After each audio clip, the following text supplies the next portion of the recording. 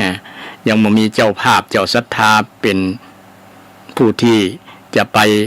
ตานกฐินนะไปตานกฐินนะถ้ามีข้อมูล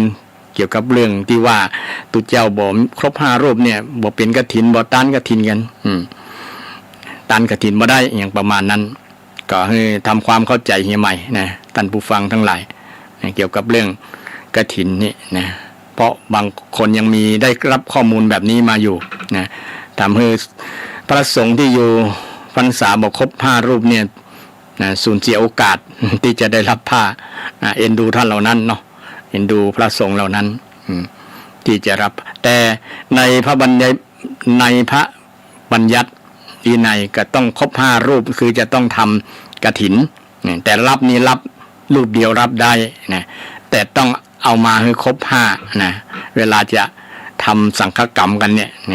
ต้องเข้าใจแบบนี้นะศรัทธาคงจะจำในช่วงที่ว่าถ้าทำสังฆกรรมนี่มันขาด5รูปทำไม่ได้อันนี้ก็เป็นเข้าใจที่ถูกอยู่แต่ว่ากฐินที่รับกฐินเนี่ยอยู่ตนเดียวก็รับได้แต่ต้องนิมนต์พระสงฆ์ให้มาครบวัดนั้นต้องนิมนต์มาครบ5รูปเนี่ยเช่นมีอยู่รูปเดียวก็ต้องนิมนต์แถม4รูปอย่างเป็นต้นนะมี2ก็นิมนต์3มา3มี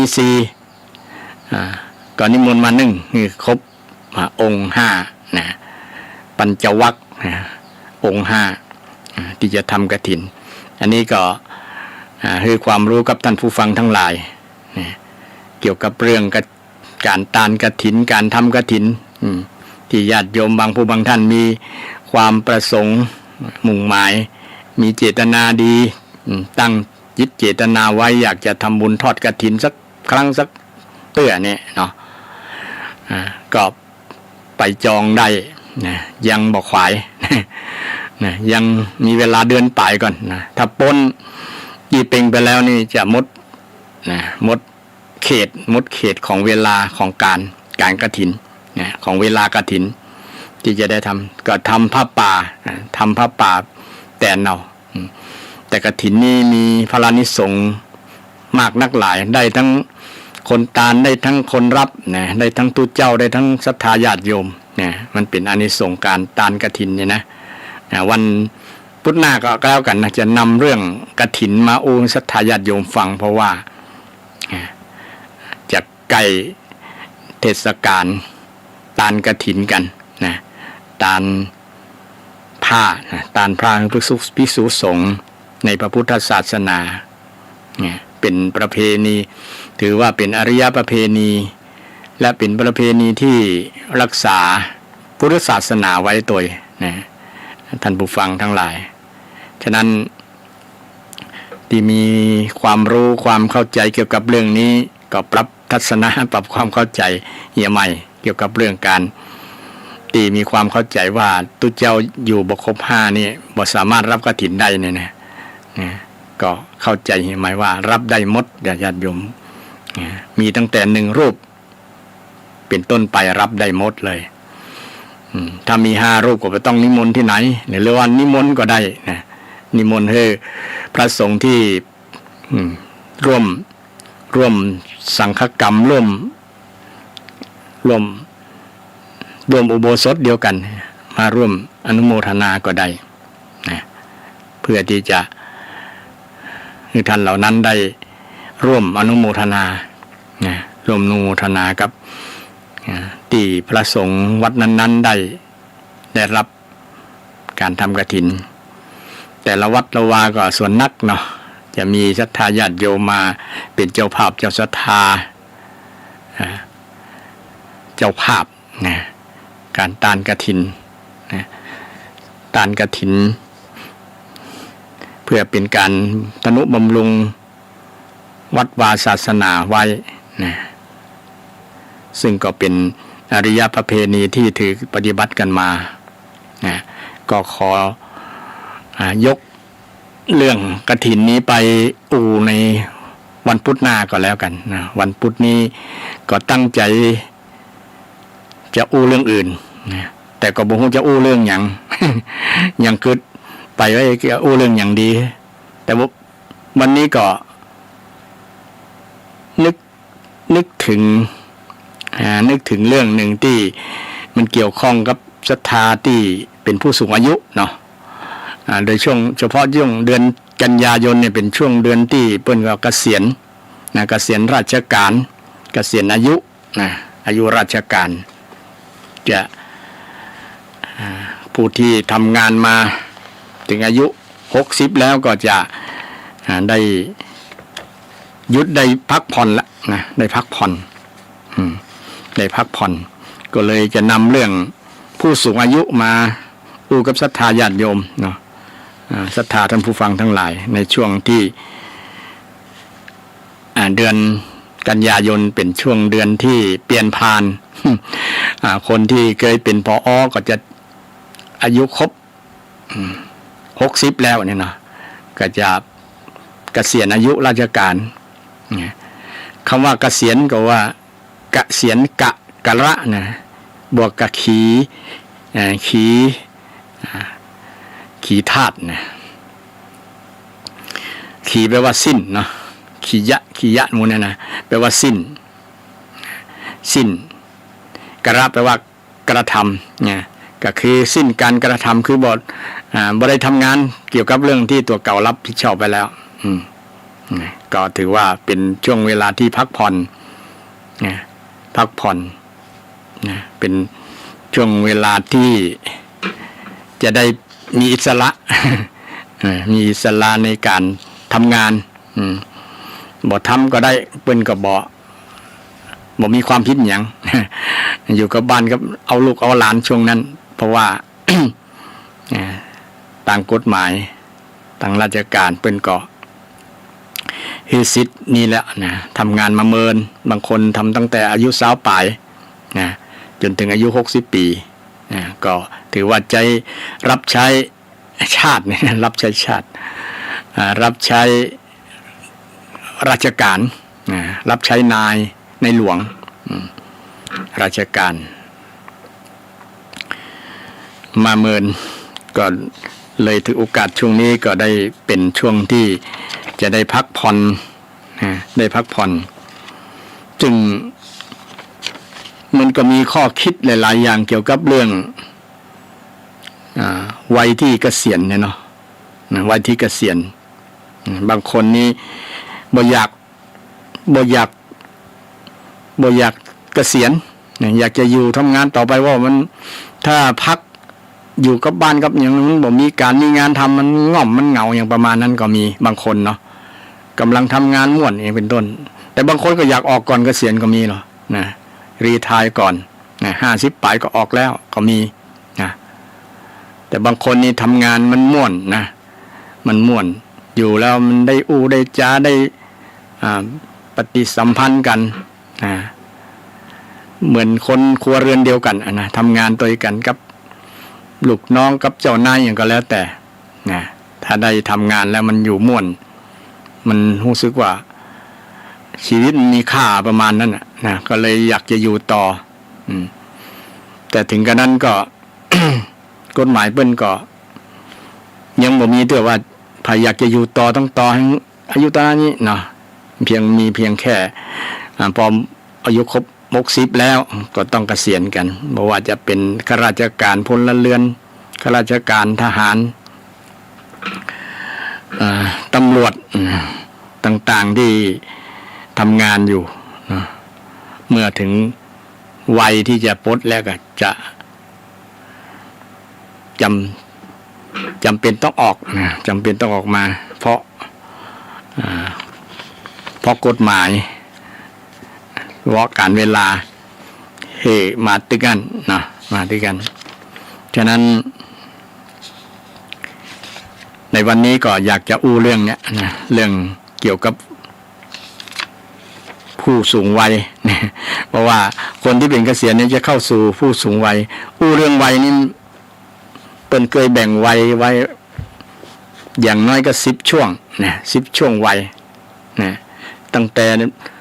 อายุ1 ปีถึง10 ปีนี่เป็นว่าวัยอ่อนนะวัยอ่อนอย่างก็อ่อนหมดเลย เนื้อหนังมังสาก็อ่อนเป็นว่าอ่อนเยาว์ อ่อนเยาว์ช่วงเยาว์นะช่วงเยาว์ตั้งแต่วัยอายุขวบ1 ถึง 10 ขวบนะหรือว่า1 ปีถึง 10 ปีเนี่ยนะตั้งแต่อายุ11 ปีถึง20 ปีนี่เป็นอายุเป็นห้องว่าวัยสนุกสนานนะช่วงนี้จะวัยสนุกสนานนะชอบเล่นชอบแอลชอบเที่ยวนะอันอย่างม่วนมดประมาณอย่างก็10 ปีอาบน้ำบ่หนาว20 ปีแอลสาวบ่ไกลนะในช่วง11 ปีถึง20 ปีเนี่ยเป็นวัยที่สนุกสนานมันบ่มีความทุกข์เนาะบางคนยังเรียกร้องเลยเรียกร้องย้อนวัยว่าใครไปเป็นละอ่อนใหม่ฮะ มันบ่ฮู้นอนฮู้หนาวมันบ่ทุกข์แต่เป็นคนใหญ่แล้วมัน เป็นกำกึดเนี่ยอันอย่างต่างๆนั้นทำให้อยากย้อนวัยนะเป็นวัยละอ่อนใหม่เนี่ยเป็นวัยช่วงที่นะมีความสุขอะวัยที่ช่วงนะ11 ถึง 20เนี่ยนะอย่างกับม่วนนะม่วนโมดอยากจะเล่นอยากจะม่วนอย่างเดียวนะเราจะสังเกตช่วงที่คนที่อายุอยู่ช่วงเนี้ยนะตั้งแต่10 ปีปลายไปแล้วเนี่ยมันก็เริ่มสู่ความเข้าสู่เป็นคนวัยหนุ่มวัยสาวเนี่ยเนาะนะร่างกายความเปลี่ยนแปลงทางด้านร่างกายเปลี่ยนแปลงทางด้านจิตใจก็มีนักนะทำให้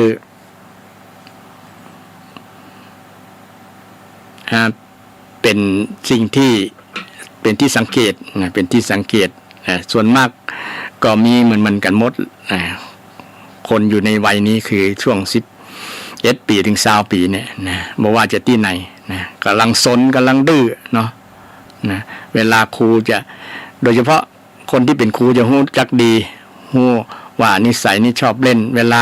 ครูจะอบรมสั่งสอนอย่างมันกำเดียวมันเล่นสมาธิสั้นพวกนี้นะไม่ค่อยเชื่อฟังนะไม่เคยเชื่อฟังนะนอกจากจะ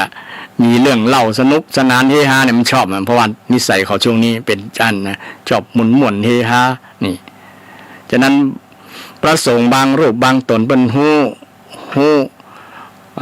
ธรรมชาติวัยของเขาเนี่ยจริงเอาเรื่องตลกคกคาไปเข้าสู่เยาวชนเนี่ยเขาจึงรับง่ายนะเพราะว่าเขาพระสงฆ์นั้นมีจิตวิทยาสูงเขาจะเข้าใจว่าหล่อนช่วงที่อายุ11 ถึง20 ปีเนี่ยเป็นวัยที่ชอบเล่นอันอย่างเล่นอันอย่างแต้ๆบ่ชอบละนะอย่างที่จะเครียดเป็นนักวิชาการจริงๆเนี่ยเขาบ่ชอบเขาบ่ค่อยสนใจเท่าไหร่ก็มีอยู่มีน้อยเปอร์เซ็นต์แต่ส่วนนักเป็นจานเป็นชอบเล่นชอบยังไปม่วนๆนี่วัยนี้เป็นจานวัยต่อมาก็คือวัยตั้งแต่อายุ21 ปีถึง30 ปีเนี่ยเป็นบอกเป็นว่าวัยที่เจริญวัยที่งามนะคนเฮาจะเจริญเติบโตนะใหญ่สุดสูงสุดก็เนี่ยช่วงนี้แหละ21 ถึง 30เนี่ยเราอายุเกินนั้นแล้วก็บ่สูงเกินนี้ละนะบ่สูงเกินนี้แล้วก็บ่ใหญ่เกินนี้นอกจากจะตุ้ยได้นะตุ้ยยิ่งสิอยู่แต่จะสูงเกินเจริญจะงามจะดูดีเนี่ยดูดีดูงามดูหล่อดูสวยเนี่ย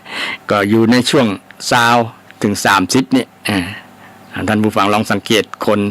วัยคนของเฮาเนาะนะวัยของคนเฮาช่วงที่21 ถึง 30เนี่ยเป็นวัยที่เป็นว่าวัยงามหรือเป็นวัยเจริญพันธุ์ก็ว่าได้นะจะสนใจคู่ตรงกันข้ามนะเพศตรงข้ามแล้วนะช่วงนี้นะช่วงนี้แล้วก็วัยต่อมาก็เป็นวัยที่แข็งแรงสุดๆเลยคือตั้งแต่31 ถึง 40มีกำเมืองที่ว่าอย่างก็40เนี่ยการเหมือนฟ้าผ่านี่ก็นะ40 ปี30 ปีเนาะ30 ปีเนี่ยการเหมือนฟ้าผ่า40 ปีสาวน้อยดาบ่เจ็บใจมันก็หรือ50 ปีเนี่ยพอช่วงนี้ช่วงที่แข็งแรงทำงานเหมือนฟ้าผ่าเนี่ยนะช่วง31 ปีถึง40 ปีเนี่ยเป็นช่วงวัยทำงานนะหลังจากที่ศึกษาเราเรียนจบเสร็จเรียบร้อยแล้วก็ไปทำการทำงานมีหลักแหล่งเป็น เป็นวัยที่ทำงานนะเป็นวัยที่ทำงานนะถ้าวัยนี้บ่ได้ทำงานบ่มีงานทำนะก็ถือว่าอนาคตจะแย่เพราะว่าไปเป็นวัยที่สร้างเนื้อสร้างตัวบอกว่าจะอยู่ในสถานะใดก็ตามนะวัยเนี้ยเป็นวัยที่สร้างเนื้อสร้างตัวนะเป็นวัยที่เข้มแข็งทำงานมีประสิทธิภาพนะร่างกายยังมีความแข็งแรงเต็มที่นี่ช่วง30 ถึง 40เนี่ยนะโรคภัยไข้เจ็บก็บ่ต้องถามหาแล้วช่วงเนี้ยนะถือว่าแข็งแรงสุดๆละต่อมาวัย41 ถึง 50นี่ก็ถือเป็นวัยที่สุดยอดอย่างหนึ่งก็คือเกี่ยวกับเรื่องเป็นว่าวัยปัญญาเนี่ยวัยแห่งความรู้ความคิดอ่านเฉียบคมเฉลียวฉลาดเนี่ยสูงสุดก็ช่วงนี้แหละนะ40 ถึง 50เนี่ยอาจจะรู้สึกว่าความคิดความอ่านต่างๆจะเป็นคนนิ่งเป็นคนมีเหตุมีผลในช่วงที่40 ถึง 50นี่ศรัทธาลองสังเกตนะโดยเฉพาะนักบริหารผู้ที่ใช้สติปัญญาต่างๆเนี่ยในช่วงนี้แหละเป็นช่วงที่เป็นว่าสูงสุดละนะของการที่จะมีความคิดอ่านสติปัญญาต่างๆเกิดขึ้นในสูงสุดนะและคนที่จะบรรลุธรรมอย่างต่างๆประมาณในช่วงนี้แหละจะมีมากนะในปริญญาเอกปริญญาต่างๆเนี่ยในช่วงนี้แหละที่มีความพร้อมที่จะเจริญทางด้านสติปัญญาเป็นวัยที่วัยแห่งปัญญาใจปัญญาใจความคิดใจความรู้ใจประสบการณ์ต่างๆเนี่ยช่วงนี้แหละมันปัญญาจะเกิดมากนะและก็ใจปัญญานักๆนะในช่วงวัย40 ถึง 50เนี่ยท่านผู้ฟังทั้งหลายนะลองสังเกตเอาเหมือนกันนะความคิดอ่านในช่วงนี้แล้วก็จะเป็นคนที่มีเหตุมีผลเป็นคนนิ่งนะที่กำเมืองว่าสาวน้อยด่าบ่เจ็บใจก็คือเป็นคนนิ่งเนาะช่วงเนี้ยนะ40-50เนี่ยสาวน้อยด่าบ่เจ็บใจนะหนุ่มน้อยด่าบ่เจ็บใจนะเป็นคนที่นิ่งนะสุขุมรอบคอบนะมีวิจารณญาณในเหตุการณ์สถานบ่กระทบกระทั่งบ่หวั่นไหวเกินไปบ่ตกใจบ่ตื่นตูมเนี่ยในช่วงนี้แหละช่วงวัย40 ถึง 50เนี่ย41 ถึง 50เนี่ยเนาะวัยต่อมาเป็นวัยนี่จะเข้าสู่เรื่องผู้สูงอายุเนี่ยนะศรัทธาวัย51 ถึงวัย60นี่เพิ่นฮ้องว่าเป็นวัยเสื่อมศรัทธาญาติโยมเป็นวัยเสื่อมจังได๋คนอายุ50เนี่ยเกินคนไปแล้วมันก็ศรัทธานะมันเป็นตะวันตกดินไปแล้วหรอนะเป็นบ่ายไปแล้วเนาะเที่ยงจนถึงบ่ายถึง6 โมงนะตะวันตกดินละช่วงเนี้ยนะนี่แต่ช่วงแรกๆก่อนหน้านี้ก็เป็นช่วงตะวันขึ้นนะจาก50ไปแล้วเป็นช่วงตะวันตกละตะวันจะตกค่อยลงไปเรื่อยๆนะแล้วก็เป็นวัยที่เป็นวัยเริ่มเสื่อมแล้วนะตั้งแต่51 ถึง 60เนี่ยเป็นว่าวัยเริ่มเสื่อมฉะนั้นเปิ้นถึงเอาคนที่อายุ60เนี่ยปลดเกษียณเมื่อทำงานแล้วมันเสื่อมแล้วเนี่ยนะเดี๋ยวงานจะบ่มีประสิทธิภาพแต่งานกำลังทำงานจะมีประสิทธิภาพช่วงที่กล่าวมานะ30 ถึง 50เนี่ยนะถ้า51 ถึง 60ไปแล้วเริ่มเสื่อมละนะเริ่มเสื่อมเป็นวัยที่เสื่อมบนวาหันเสื่อมอย่างพ่องเริ่มตั้งแต่ร่างกายของเราเนี่ยเสื่อมที่เป็นว่าห้องอนิจจังนะเป็นที่เห็นได้ชัดเนี่ยผมที่เคยดกดำก็มาเป็นขาวนะผมแซมงาผมขาวบางคนนะผมงอกเต็มหัวแล้วหรอนะ50เนี่ย มันแสดงความเปลี่ยนแปลงความเสื่อมเนี่ยเสื่อมสภาพเส้นผมมันเสื่อมเซลล์ต่างๆมันเสื่อมตลอดถึงสมองต่างๆก็เริ่มจะเสื่อมลงนะสติปัญญาก็จะเริ่มเสื่อมลงแล้วมันถึงสูงสุดถึง50แล้วเนาะ51ไปแล้วเนี่ยแล้วโรคต่างๆเกี่ยวกับร่างกายเกิดกับร่างกายเนี่ยก็เกิดช่วงเนี้ยนะ เริ่มเกิดขึ้นแล้วเจ็บแข้งเจ็บขาเป็นนั่นเป็นนี่ความดันเบาหวานอย่างต่างๆเริ่มมาละนะเริ่มแมนออกละแต่ก่อนมาเคยปะนะตั้งอายุ50เป็นต้นไปแล้วเริ่มมาแล้วนะศรัทธาท่านผู้ฟังลองสังเกตแม่นก็เรื่องเนี้ยนะช่วงที่เป็นให้สมญานามวัยว่าวัยเริ่มเสื่อมนี่วัยเริ่มเสื่อมนะตั้งแต่50ถึง60เนี่ยนะ51ถึง60เนี่ยเป็นวัยเริ่มเสื่อมสังขารเขี้ยวที่เคยมั่นก็คอนก็หล่อนก็เบาไปนะต้องใส่ฟันเทียมนะใส่ของปลอมนี่นะเขี้ยวนะมันก็เริ่มเสื่อมนะตาที่เคยหันนะไอ้โดยเฉพาะตาเนี่ยนะมันเริ่มเสื่อมยิ่งปัจจุบันเนี่ยหันความเสื่อมแม้แต่ละอ่อนก็ยังเสื่อมเลยนะใส่แว่นตาตั้งแต่เป็นละอ่อนเป็นน้อยๆอยู่นะนี่ความเสื่อมมันก็หันตั้งแต่ยังบ่ถึงอายุ50เลยแต่50เนี่ยมันจะรู้ตัวนะจะรู้ตัวว่ามันเสื่อมแล้วนะความสามารถในการดูในการฟังเนี่ยนะต่างๆมันก็เริ่มเสื่อมหูที่เคยฟังชัดเจนก็เริ่มฟังบ่ชัดแล้วนะเพราะว่ามันเสื่อมนะมันใจมาเมินแล้วเนาะ50 ปีมาแล้วนะเกินคนแล้วนะฉะนั้นเมื่อมันเกิดขึ้นกับเฮานะถ้าเฮาทำใจบ่ได้นี่เราจะมีความทุกข์นะญาติโยมนะไปยึดว่ามันจะอยู่กับเฮามันเมินดียังใจงานดีอยู่เนี่ยก็เป็นความเข้าใจที่ผิดเพราะว่าบอกเข้าใจธรรมชาติ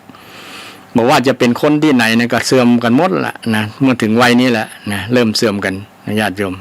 นะมีเหมือนกันหมดเปิ้นบ่ได้เลือกนี่นะอนิจจังทุกขังอนัตตามีเหมือนกันหมดนะทั่วโลกนะเรื่องเสื่อมนะนี่เรื่องเกี่ยวกับวัยที่จะนำมาสู่เรื่องของวัยผู้สูงวัยเนี่ยนี่แหละตั้งแต่วัยอายุ51ถึง60เนี่ยจะเข้าเริ่มสู่ผู้สูงวัยแล้วล่ะตั้งแต่60ถึง70ไปเนี่ยเป็นวัยผู้สูงอายุช่วงนี้เป็นห้องว่าวัยชราแล้วนะ61ถึง70เนี่ยวัยชราแปลว่าแก่ละนะเมื่อมันเสื่อมมันก็แก่แล้วเนาะเปลี่ยนแปลงอันนี้จังมันก็เปลี่ยนไปจากหนุ่มก็มาเป็นแก่จากแก่แล้วก็ไปสู่เฒ่าชราแก่ชราไปช่วงนี้เป็นช่วงที่เข้าสู่ผู้สูงวัยนะเป็นน้องสวเนาะ2วัยสูงวัยจริงสูงวัยนี้จะเป็นวัยที่จะต้องจัดการบริหารเกี่ยวกับชีวิตตัวเก่าอย่างสูงทีเดียวนะเพราะว่ามี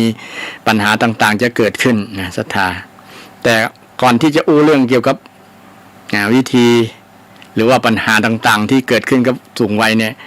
มันจบวัยก่อนนะจนถึง100พุ่นเนาะนะตะกี้ได้ถึงว่าวัย60ถึง70เนี่ยเป็นวัยที่เป็นวัยชราละหลังจากเกษียณไปแล้วเป็นวัยชราละสูงวัยเนาะ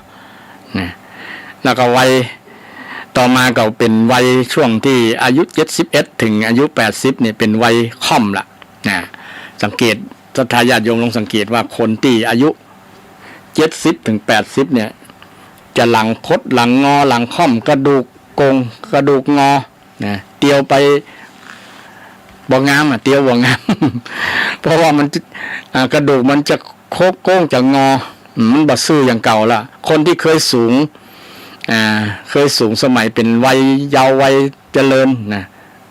วัยหนุ่มวัยสาวเนี่ยเช่นสูง170 เซน180 เซนมันจะต่ำมาแหมเป็น5 เซน6 เซนหรือว่าเป็น10 เซนก็มีนะเพราะว่ากระดูกมันจะยุบลงย่อลงกระดูกจะโกงถ้าบ่ย่อลงนะกลายเป็นคนเตี้ยไปนะอันเนี้ยเป็นวัยที่70ถึง80เนี่ยนะจะเจอกันนะบางคนหลังคดหลังงอหลังโกงหลังค่อมนี่นะหลังค่อมวัยค่อมเป็นว่านะแต่บางคนวัยซื่อหรือว่า กระดูกยังซื่ออยู่ก็ถือว่ายังเป็นบุญนะเป็นบุญนะเป็นบุญกับคนนั้นนะถือว่ากระดูกแข็งแรงนะเพราะเป็นความเป็นอย่างสมรรถภาพของกระดูกพิเศษกรณีพิเศษที่ยังใช้การใช้งานได้ดีหลังบอกค่อมบอกโกงเนาะนี่เต็มส่วนคนส่วนหนึ่งส่วนหลายที่เดียว50%น่ะถ้า70-80ไปแล้วเริ่มจะค่อมจะนะกระดูกมันจะคดกระดูกสันหลังนะจะโก่งจะงอแล้วเวลานั่งบางครั้งนั่งไปมันเหมือนกับเจ็บหลังเจ็บเนี่ยเกี่ยวกับเรื่องความเสื่อมของกระดูกเนาะความชราของกระดูกความแก่พวกนี้มันเป็นธรรมชาตินะศรัทธาเป็นธรรมะที่พระเจ้าได้สอนนะเป็นธรรมชาติถ้าเฮาฮู้ธรรมชาติแบบนี้แล้วเขาก็จะได้เตรียมจิตเตรียมใจไว้สักวันหนึ่งเราต้องเจอ สักวันหนึ่งเราต้องเจอแต่บางคนไม่ได้เจอเนี่ยคืออาจจะเสียชีวิตก่อนความเป็นชราวัยที่จะมาถึงเนี่ย บางคนก็ตายหนุ่มเนาะบอกยังไม่ได้เจอยังมีประสบการณ์เกี่ยวกับเรื่องแก่ด้วยหรอตายก่อนแก่เนี่ยอันนั้นก็บอกว่ากันแต่คนยังบ่ตายนี่กันเนาะยังอายุยืนแต่ต้องประสบกับปัญหาหมู่นี้นะธรรมชาตินี้เกิดขึ้นแน่นอนนะบ่นักก็น้อยละนะบ่นักก็น้อยต่อมาก็วัยที่80-90เป็นว่าเป็นวัยที่หลงลืมนะกินข้าวแล้วก็ว่ายังบ่ได้กินจำลูกหลานบ่ได้เนี่ย80-90เนี่ยก็มีหลายเนาะบางคนก็ทำใจบ่ได้โอ้พ่อแม่ยังเป็นนี่นะลืมแม้แต่ทั้งลูกตัวเก่าเป็นว่าอย่างก็90 ปีขี้ไหลบ่ฮู้ตัวบ่ฮู้เมื่อเนี่ยเนาะ ซึ่งเป็นวัยที่เป็นจ้านเกือบทั่วโลกที่ต้องเจอกับวัยแบบนี้นะสถานการณ์คือว่าสภาพแบบนี้นะเจอกับสภาพแบบที่ว่าหลงลืมนะบางครั้งยังสวดมนต์บ่จบเลยอรหังสัมมาว่าบ่ได้นะทั้งที่เคยว่าคล่องนะก่อนหน้านี้แต่เมื่อถึงวัยนี้แล้วว่าบ่ได้เลยนะโมตัสสะก็ยังว่าบ่จบก็มีเราบางคนเนาะหลงลืมนะโดยเฉพาะที่สำคัญบ่ได้ฝึกการสวดมนต์สวดอย่างต่างๆดีไปได้เจริญสติภาวนานะโดยเฉพาะการเจริญสติเนี่ยนะสำคัญนะที่จะบ่ให้หลงลืมนะเพราะว่าคนแก่บางคนนี่อายุ100 ปีก็ยังจำได้จำแม่นเพราะว่ามีการเจริญสติบ่อยนะทำให้บ่หลงบ่ลืมนะคนเอาว่ามันเป็นธรรมชาติอยู่แล้วนะสังขาระอนิจจาเนี่ยนะสัญญาอนิจจาความจำไม่เที่ยงไม่บด มันบอกคงที่นะลืมจำลืมบางครั้งอยากจะจำอย่างต่างๆแต่มันก็บ่จำสิ่งที่อยากจำมันก็บ่จำสิ่งที่บ่อยากจำมันก็จำนี่นะมันก็เป็นธรรมชาติกันเหมือนกันคนทุกคนทั่วโลกเพราะว่าเป็นวัยที่ช่วงที่80-90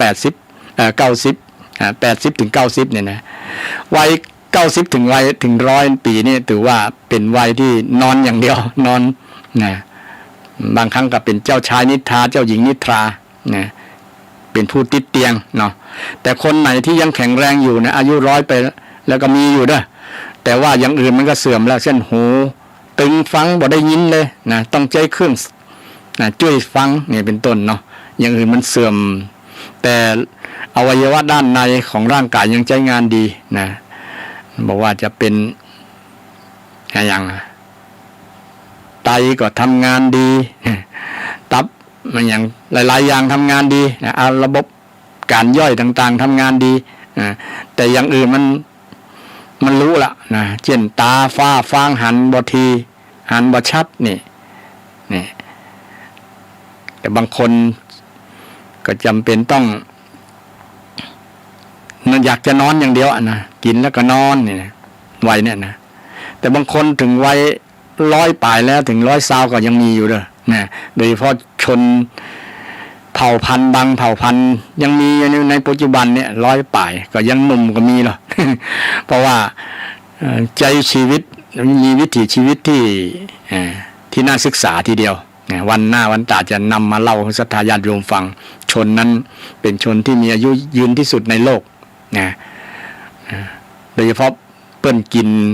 อาหารมังสวิรัติ อาหารมังสวิรัติเนี่ยทำให้อายุยืนว่านะบอกไปฆ่าสัตว์บอกกินเนื้อสัตว์อย่างนี้นะส่วนหนึ่งเป็นเหตุปัจจัยสำคัญโดยเฉพาะช่วงเทศกาลตรุษจีนนะจีนเจเนี่ยเนาะเพื่อนสนับสนุนจีนเจกันญาติโยมไผ่ทำได้ก็อนุโมทนาสาธุนะกินเจแต่ในหลักการปฏิบัติพระพุทธเจ้าก็ไม่ได้ห้ามกินสัตว์นะแต่ว่าถ้ามันบ่แสลงต่อโลกตัวเก่านั่นก็กินได้กินเนื้อสัตว์ต่างๆแต่ส่วนมากมันจะแสลงโดยเฉพาะเนื้อสัตว์ในปัจจุบันเนี่ยมันถูกปรุงแต่งนะที่ว่าถูกปรุงแต่งก็คือมันมีอาหารอย่างมีอาหารเร่งเนื้อแดงเนี่ยเร่งเนื้อคือมันเนื้อมันเจริญเติบโตโว้ยๆเนี่ยแต่มันเป็นผลต่อคนผู้บริโภคเนี่ยกันนะมันบ่เป็นธรรมชาติแต่ก่อนเนื้อธรรมชาติแต่เราเนาะบอกว่าจะเป็นปลาเป็นปูเป็นอย่างเป็นธรรมชาติหมดเดี๋ยวนี้ยังถูกปรุงแต่งกันหมดเลยนะเอามาเลี้ยงเอามาปรุงแต่งแล้วก็นำมาขายนำมาเป็นอาหารเนี่ยนะมันก็เลยเป็นพิษต่อสุขภาพอาจจะสังเกตว่าคนเดี๋ยวนี้แทนที่จะแข็งแรงขึ้นเนาะครับเป็นโรคเป็นภัยได้ง่ายก็เพราะเกี่ยวกับเรื่องการกินการเนี่ยมันศรัทธานะการกินเนี่ยต่างอาหารนะมันเป็นพิษทำให้บั่นทอนชีวิตนะชีวิตก็จะอายุจะสั้นลงประมาณนั้นวันหน้าวันตาก็จะได้นำเรื่องนี้มาเล่าให้กับศรัทธาญาติฟังได้ฟังกันเกี่ยวกับผู้ที่มีอายุยืนเปิ้นมีเคล็ดลับในการทำจะได้ให้มีอายุยืนนะอายุยืนแล้วก็มีคุณภาพตัวเนาะร่างกายก็แข็งแรงด้านจิตใจสติปัญญาก็มีพร้อมถือว่าเป็นชีวิตที่มีคุณภาพที่น่าอยู่นะแต่บุคคลมีอายุยืนแล้วแต่ไปไหนบ่ได้นอนติดเตียงเนี่ยนะมันก็สุกว่ามันบอกมีคุณภาพ ในด้านร่างกายด้านจิตใจเนาะเป็นสิ่งที่บั่นทอนให้จิตใจมันจิตจะลดหดหูโอ้กึดนักนั่นแหละเนาะคนที่โดยเฉพาะเป็นพ่อเป็นแม่นะโอ้เป็นภาระของลูกแล้วเนี่ยลูกมาดูแลนะปฏิบัติพัดปูเช็ดจี้เช็ดเหนียวเนี่ยเนาะทำให้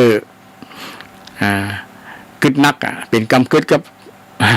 คนที่ติดเตียงโดยเฉพาะเป็นพ่อเป็นแม่เนี่ยเนาะเกรงใจลูกนะแต่ลูกบางคนก็ดีนะก็บอกได้รังเกียจบอกได้บอกได้ยังเนาะปฏิบัติพัดปู่อย่างดีก็อนุโมทนาเนี่ยใครที่มีพ่อมีแม่เป็นคนที่ติดเตียงนอนไปไหนก็บ่ได้นะต้องดูแลบางครั้งต้องให้อาหารตั้งสายยางเนี่ยเป็นต้นเนาะเพราะว่าท่านเมาสู่วัยนี่แล้วนะอายุ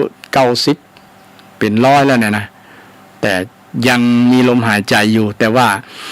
ต้องเป็นหน้าที่ของลูกหลานจะต้องดูแลนะก็ถือว่าเป็นโอกาสเนาะโอกาสของลูกหลานที่จะได้ดูแลพ่อแม่นะเป็นโอกาสละโอกาสที่จะได้ทำหน้าที่ที่ดีต่อพ่อแม่เนาะนะเป็นมงคลชีวิตเด้อหรอนะมงคลชีวิตมาตาปิตุปฐานนางเอตัมมังคารมุตตมังเนี่ยคนที่ดูแลพ่อแม่ช่วงที่ท่านเจ็บเป็นเอ็นอุ่นป่วยไข้บ่สบายในช่วงชราช่วงแก่ช่วงเฒ่ามาแล้วเนี่ยลูกคนใดดูแลดีๆคนนั้นจะเป็นมงคลชีวิตกับลูกคนนั้นก็เรื่องนี้ก็สามารถพิสูจน์ได้นะแต่เราต้องเต็มใจทำนะไม่ใช่ว่าสักแกล้งทำเพื่อจะรับเอาคุณประโยชน์เอาทรัพย์สมบัติของท่านอย่างเดียวหันแก่สมบัติของท่านถึงได้มาดูแลอย่างเป็นต้นกับบ่ถูกเนาะต้องดูแลในฐานะที่ท่านเคยเลี้ยงเฮามาในสมัยที่เฮายังเป็นละอ่อนอยู่โอ้ท่านต้องเลี้ยงโดยเฉพาะแม่นะเนาะจะสัมผัสจะมีประสบการณ์เรื่องนี้ดีเลี้ยงด้วยความเต็มอกเต็มใจหันหน้าลูกก็มีความสุขเนี่ยเฮาก็ต้องเลี้ยงท่านเหมือนแม่เลี้ยงเฮามาเนี่ยเหมือนกันถ่ายทำได้ก็อนุโมทนาสาธุกับท่านเหล่านั้นก็มีหลายๆลูกหลายๆคนที่เจอสภาพแบบนี้นะสภาพบางครั้ง ก็เป็นอุปสรรคปัญหาในการไปทำงานต้องจ้างคนมาดูแลแทนตัวเก่าก็มีเนี่ยในส่วนนี้ก็น่าเห็นใจเช่นเดียวกันเนาะเพราะว่าจะมาดูแลวันค่ำก็บ่ได้ไปทำงานนะ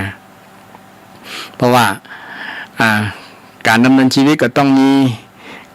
จับจ่ายใช้สอยค่าครองชีพต่างๆตื่นเช้ามาต้องได้เสี่ยงตังค์เนาะก็เป็นภาวะที่จำเป็นต้องปลีกตัวไปทำงานจะมาดูแลตลอดวันไปก็เป็นเรื่องลำบากเป็นเรื่องที่จะเป็นปัญหาครับในการดำเนินชีวิตตัวนะก็ยังดีที่ลูกหลานได้ช่วยดูแลในส่วนนี้ต้องอนุโมทนาสาธุแต่เลยเพราะคนเหล่านั้นถือว่าเป็นผู้ที่มีความฮักในป่อในแม่ที่ดูแลในช่วงท่านชราภาพนี่ทีนี้มาเรื่องเกี่ยวกับเรื่องผู้สูงวัยผู้สูงอายุนะสวสูงวัยเมื่อเข้าสู่ช่วงนี้จะเริ่มจะมีปัญหาหลายๆอย่างบางคนก็โดยเฉพาะปัญหาเรื่องสุขภาพเนาะสุขภาพเนี่ยอย่างที่ว่านะอายุ60 ถึง 70เป็นวัยที่ชราวัยเสื่อมแล้วหรอวัยเสื่อมวัยชราที่ปรากฏชัดแต่บางคนที่ได้ดูแลรักษาสุขภาพร่างกายดีก็อาจจะบอกมีมีอาการที่ปรากฏคือชัดนักแต่บางคนนี่มันชัดตั้งแต่ช่วงในช่วงทำงานแล้วเนาะเช่นปวดแข้งปวดขายืนสอนหนังสือยืนนั่งทำงานปวดเอวปวดหลังนี่เนาะนี่มันเริ่มหันความสัจธรรมความจริงของสังขารร่างกายว่ามันเกี่ยวกับความเสื่อมมาเยือนเพราะว่าใช้งานนักหรอนั่งเมินเป็นหลายชั่วโมงเนาะเช่นเป็นครูอาจารย์เนี่ยนะต้องนั่งทำงานต้องยืนสอนลูกศิษย์ลูกหายืนสอนหนังสือนะก็เป็นผลทำให้เกี่ยวกับร่างกายมันได้มีผลกระทบนะเป็นผลต่อร่างกายเช่นเดียวกันนะเพราะว่าครูบาอาจารย์นี่ก็ถือว่าเป็นผู้ทุ่มเทเนาะทุ่มเทต้องประสิทธิ์ประสาทความรู้กับลูกศิษย์ลูกหาลูกศิษย์ลูกหาท่านใดนึกถึงความลำบากของครูบาอาจารย์เนี่ยก็จะเป็นมงคลชีวิตเช่นเดียวกันแต่ส่วนนักกันเขาจะบ่นึกถึงตัวนี้เพราะว่าลูกหลานในปัจจุบันนี้คล้ายๆว่าห่างเหินจากวัดจากวาเนี่ยก็เป็นเรื่องสภาพที่เป็นจริงก็เป็นลักษณะนั้นนะเพราะว่าเขาก็บ่มีเวลาที่จะมาเข้าวัดเข้าวานอกจากพ่อแม่จะชวนมาฟังเทศน์ฟังธรรมมาศึกษาธรรมะมาปฏิบัติธรรมนี่ต้องอาศัยพ่อแม่มาแต่ยุคปัจจุบันนี้นะยิ่งห่างถึงแม้บ้านจะอยู่ใกล้วัดก็ตามเขาจะห่างด้วยเขามีจิตอยู่กับเกี่ยวกับเรื่องเล่นเรื่องอย่างนู้นนะที่ได้อธิบายเกี่ยวกับว่าวัยเล่นวัยม่วนเนี่ยนะก็จะอยู่กับโลกของเขาอะโลกไซเบอร์โลกโซเชียลนะเล่นเกมเล่นไลน์เล่นเฟซบุ๊กเกี่ยวกับเนี่ยเทคโนโลยีต่างๆเนี่ยเขาก็จะติดหมู่นี้เล่นโดยเฉพาะเล่นม่วนนะทำให้เขาจิตใจเขาห่างเรื่องธรรมะธรรมโมเนี่ยจะสังเกตหันแต่ก่อนนี้มันบ่มีสื่อหมู่นี้เนาะละอ่อนจะมาเฮียนธรรมะในช่วงวันหยุดเรียนวันเสาร์วันอาทิตย์เนี่ยเป็นศาสนาวันอาทิตย์เนี่ยที่ตั้งขึ้นในวัดต่างๆในสำนักต่างๆเป็นพุทธศาสนาวันอาทิตย์เดี๋ยวนี้มีนักเรียนบ่ต่อใดบางโรงเรียนก็ยุบไปก็มีนักยิ่งปัจจุบันนี้มีคนเกิดน้อยมีละอ่อนบ่กี่คนแล้วจะเพิ่มจำนวนผู้สูงอายุเพิ่มขึ้นเนี่ยนะในบ่กี่ปีมาเนี่ยนะในบ่กี่ปีที่จะถึงเนี่ยนะจะมีผู้สูงอายุเพิ่มมากขึ้นนักขึ้น นะแล้วก็จะทำให้ผู้สูงอายุจะต้องดูแลตัวเก่า จะต้องบริหารกายบริหารใจบริหารชีวิตตัวเก่าให้อย่างเข้มงวดมากขึ้นนะเพราะว่าเราจะไปเปิ้งลูกเปิ้งหลานก็ลำบากละนะบางคนบ่มีลูกมีหลานก็มีเราเป็นโสดนะเป็นครูบาอาจารย์เป็นทำงานราชการต่างๆเนี่ยเกษียณมาแล้วเนี่ยก็อยู่คนเดียวทีนี้เมื่ออยู่คนเดียวปัญหาอย่างก็ตามมาเช่นปัญหาเรื่องความง่อมเหงาเนาะแต่ก่อนยังบอกเกษียณเนี่ยมี มีเพื่อนทำงานมีคณาจารย์มีคณะอาจารย์มีลูกศิษย์ลูกหาหลายคนมันก็เวลาก็ผ่านไปตามหน้าที่การงานนั้นแต่เมื่อซื้อเกษียณมาแล้วเนี่ยถ้าบ่มีงานรองรับงานอดิเรกเนี่ยเช่นบางท่านอาจารย์บางคนเนาะเปิ่นซื้อตีไว้สัก10 ไร่20 ไร่หรือว่า4-5 ไร่นะก็มาแปลงแบบทฤษฎีเศรษฐกิจพอเพียงโคกหนองนาหมดนี่นะอยู่กับเกษตรนะอยู่กับการทำเกษตรนี่พอให้บ่ง่อมนะถ้าอยู่คนเดียวบ่มีการมีงานทำนี่ง่อมแน่นอนนะแต่บางคนที่ดีที่เปิ้นคิดไว้ว่าช่วงออกเกษียณแล้วจะเข้าหันหน้าเข้าวัดเข้าวาละนะไปบำเพ็ญบารมีนะไปรักษาศีลไปเจริญภาวนานี่ก็คิดแบบนี้ก็ได้เปื้อนใหม่อันนี้ก็ตัดเรื่องปัญหาความง่อมความเหงา ที่จะอยู่คนเดียวก็ได้ไปสวดมนต์ไหว้พระไปสนทนาธรรมกันที่วัดที่วาอันนี้ก็เป็นการตัดปัญหาเรื่องความเหงาของผู้สูงอายุแต่ผู้สูงอายุที่บ่ได้ทำงานราชการอยู่บ้านอยู่ในชนบทนี่ส่วนนักจะหลายเนาะแล้วก็เกิดปัญหาเรื่องอย่างที่กล่าวมาเนี่ยคือปัญหาเรื่องสุขภาพลูกสุขภาพเรื่องขันธมารอย่างที่ว่านะอยากจะไปวัดบางครั้งไปบ่ได้ต้องนั่งรถเข็น เป็นนั่นเป็นนี่นะเป็นสปะยางนะเมื่อร่างกายมันเป็นแล้วก็ทำให้จิตใจมันเป็นตัวนะมันลักษณะนั้นนะมันทำใจลำบากเนาะมันบ่เคยเป็นก็จะคิดตีอกชกตัวเก่าเป็นมันนะว่ามันอย่างมาเป็นกะเฮานี่นะคนอื่นบ่หันเป็นจริงเป็นกันหมดศรัทธาท่านผู้ฟังทั้งหลายถ้าเข้าสู่วัยชราแล้วนะวัย60เป็นต้นไปแล้วนะเป็นแต่ว่าเป็นนักเป็นน้อยด้านละนะ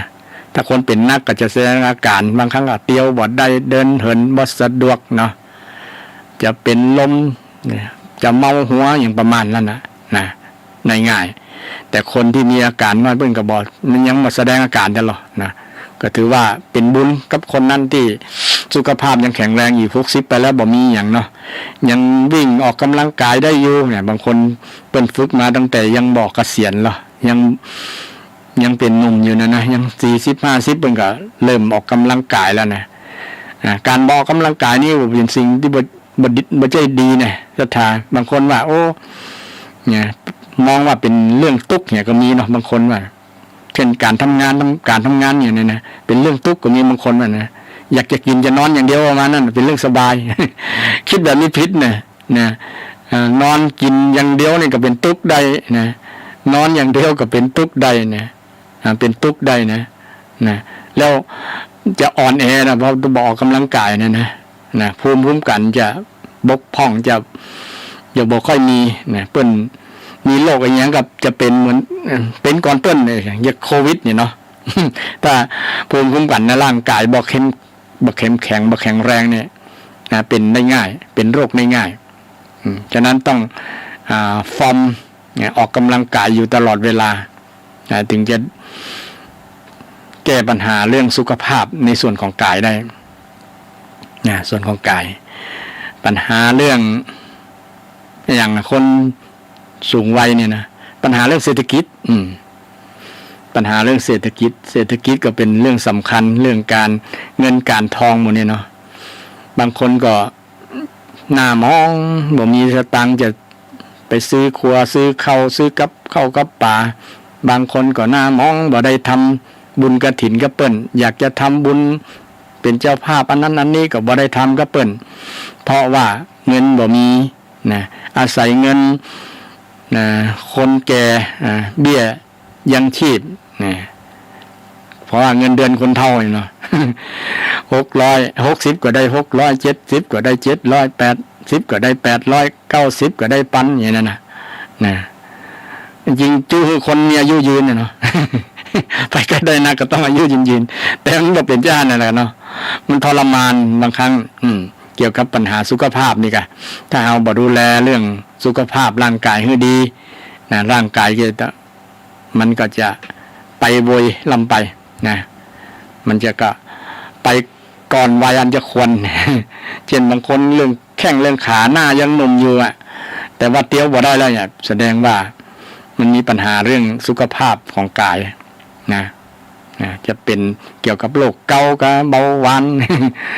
น้ำตาลในเลือดสูงโรคอย่างอัลไซเมอร์เรื่องต่างๆเนาะเกี่ยวกับโรคคนผู้สูงอายุเนี่ยนะมันพร้อมที่จะเกิดกับคนที่มีภูมิ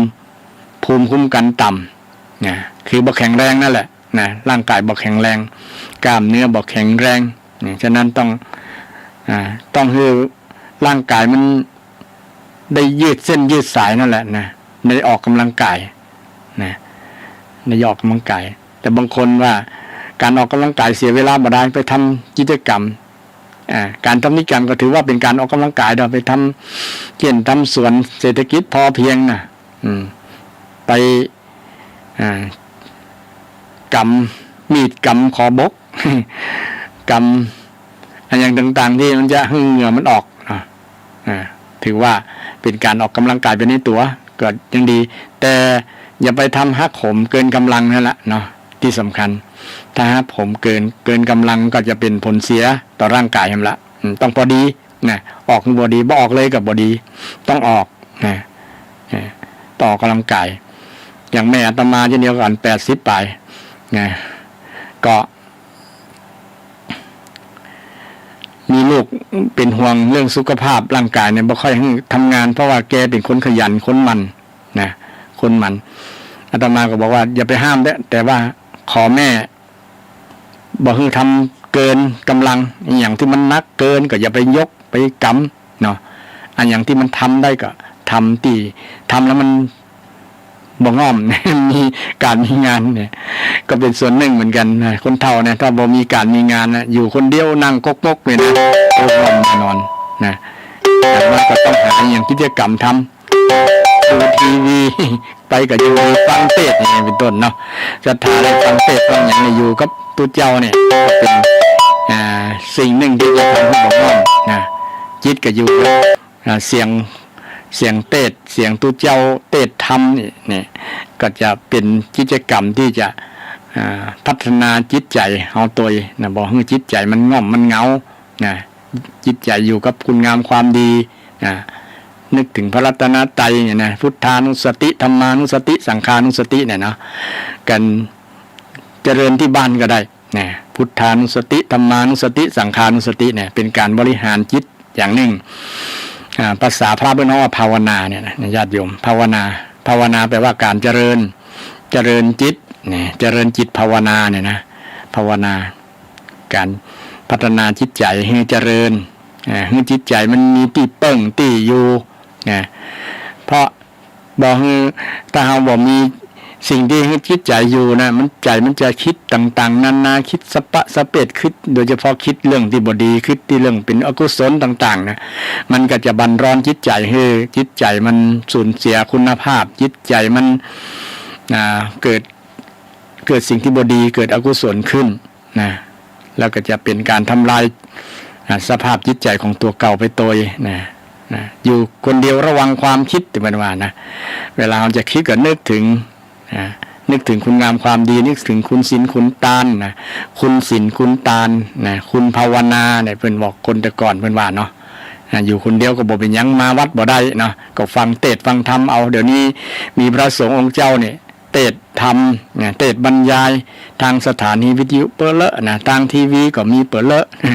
สื่อแม้แต่ทางคลิปทาง Facebook ทาง LINE ก็มีเปิดเลอะนะที่เพิ่นนำสาระ ความรู้เกี่ยวกับเรื่องธรรมะธรรมโมหมดนี้มาให้เราได้เสพเนี่ยให้เราได้ดูให้เราได้ชมให้เราได้ฟังเนี่ยศรัทธาก็เลือกเอาได้นะเพราะว่าบางครั้งนี้ก็มีอุปสรรคปัญหาเรื่องสุขภาพอย่างที่ว่าเนี่ยนะสุขภาพร่างกายนี่เนาะไปวัดก็บ่ได้โอ้ใจตึกละแต่ว่ามันไปบ่ได้นั่งเหมือนกับบ่ได้นี่แม้แต่วัดนะได้จัดตีให้บริการให้ก็ยังนั่งเหมือนกับบ่ได้นะเช่นทุกต่างวัดเพิ่นจัดเก้าอี้ให้นั่งแบบบ่ตั้งนั่งแทบนั่งพับเพียบนั่งอะไรอย่างนะนั่งคดตะไวเดี๋ยวนี้บ่ค่อยมีที่ไหนแล้วนะที่จะนั่งแทบก็นั่นเนาะนั่งย่อนแข้งย่อนขาได้นะเพราะว่าจะได้นั่งในเมินบ่เป็นอุปสรรคเรื่องเจ็บปวดนะปวดแข้งปวดขาเน็บกินอย่างเป็นต้นเนาะถึงกระนั้นมันก็บางคนมันไปบ่ได้แต่หรอกนอกจากลูกหลานจะมาส่งนะต้องนั่งรถวินแชร์แล้วต้องนั่งต้องใจ3 ขาแล้วไม่เต้าเนี่ย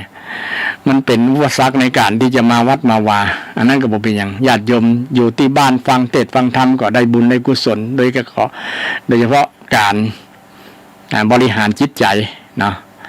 การพัฒนาจิตใจนี่แหละฟังเทศน์ฟังธรรมนี่ก็เป็นการบริหารจิตใจอย่างหนึ่งญาติโยมก็เข้าไปฟังเข้าไปดูได้ต่างสื่อต่างๆนะซึ่งก็เป็นโอกาสดีกับท่านผู้ฟังทั้งหลายที่อยู่คนเดียวนะบ่มีลูกมีหลานบางครั้งมีลูกแต่ลูกก็ไปทำการทำงานเนาะปู่น่ะค่ำๆลูกตึงมาบ้านนะอยู่2 ตายายบางคนก็อยู่ยายเดียวตาเดียวนะอยู่นะนั่งอยู่บ้านเฝ้าบ้านนี่แต่ก่อนก็มีลูกมีหลานนะดูแลแทนลูกนะเอาหลานแทนลูกนะดูแลก็ยังมีกู้ไปแต่เดี๋ยวนี้บางครั้งบ่มีเลยบางบ้านเนาะก็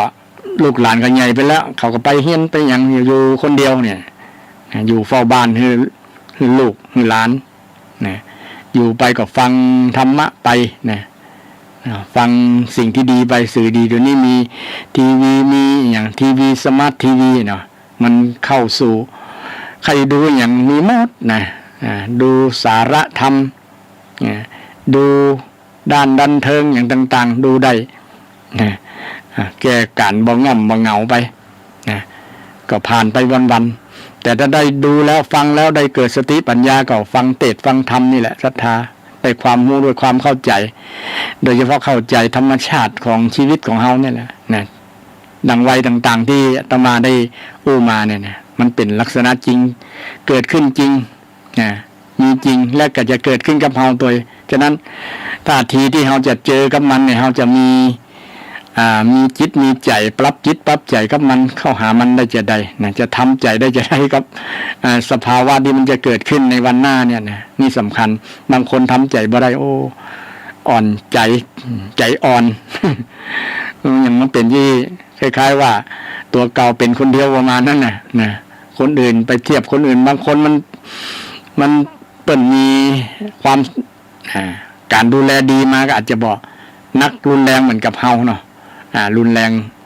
บ่มีโรคนักเหมือนกับเฮาเพราะว่าเขาได้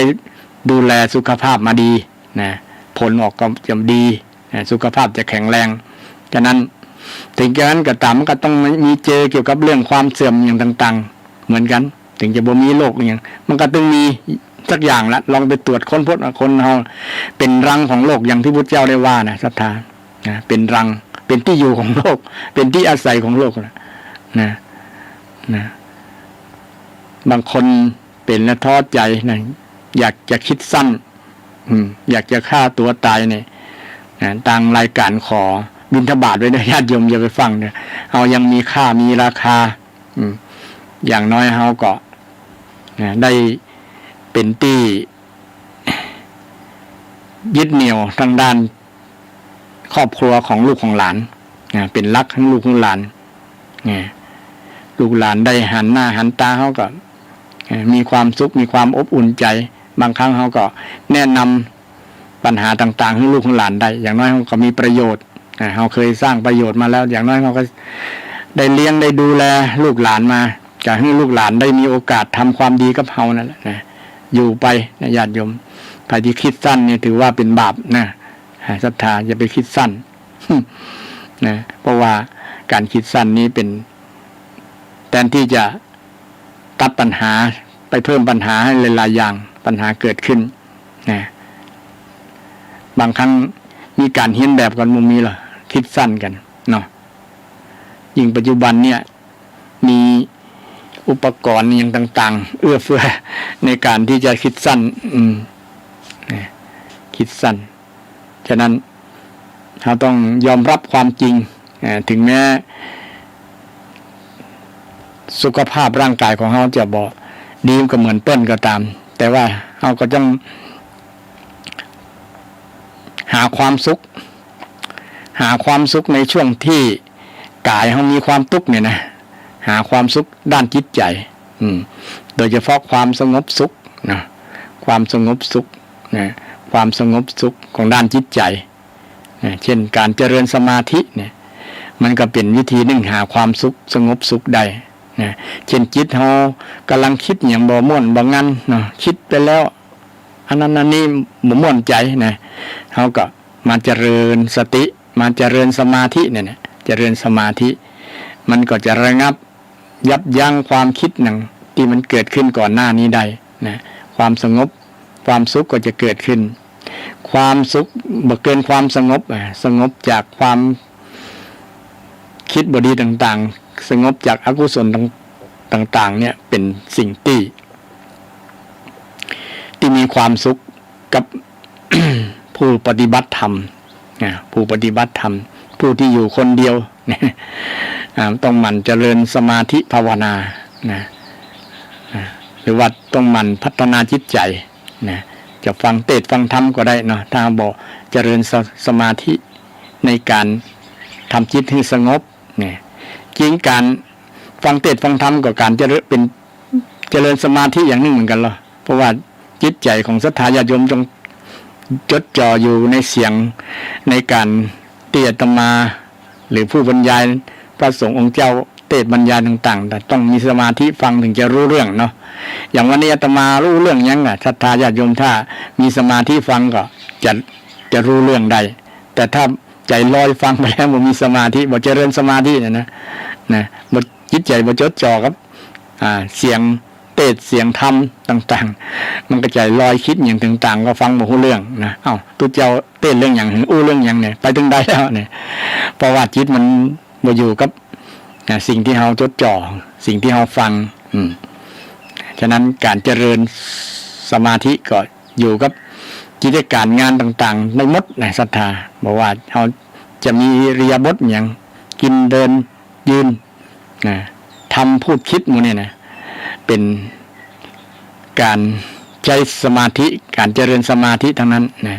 คือชีวิตของคนเราอยู่กับเกี่ยวข้องกับธรรมะตลอดแต่บางครั้งเราบอกว่าขณะเนี้ยนะเราเจริญธรรมอยู่ก่อนประมาณนั้นโดยเฉพาะ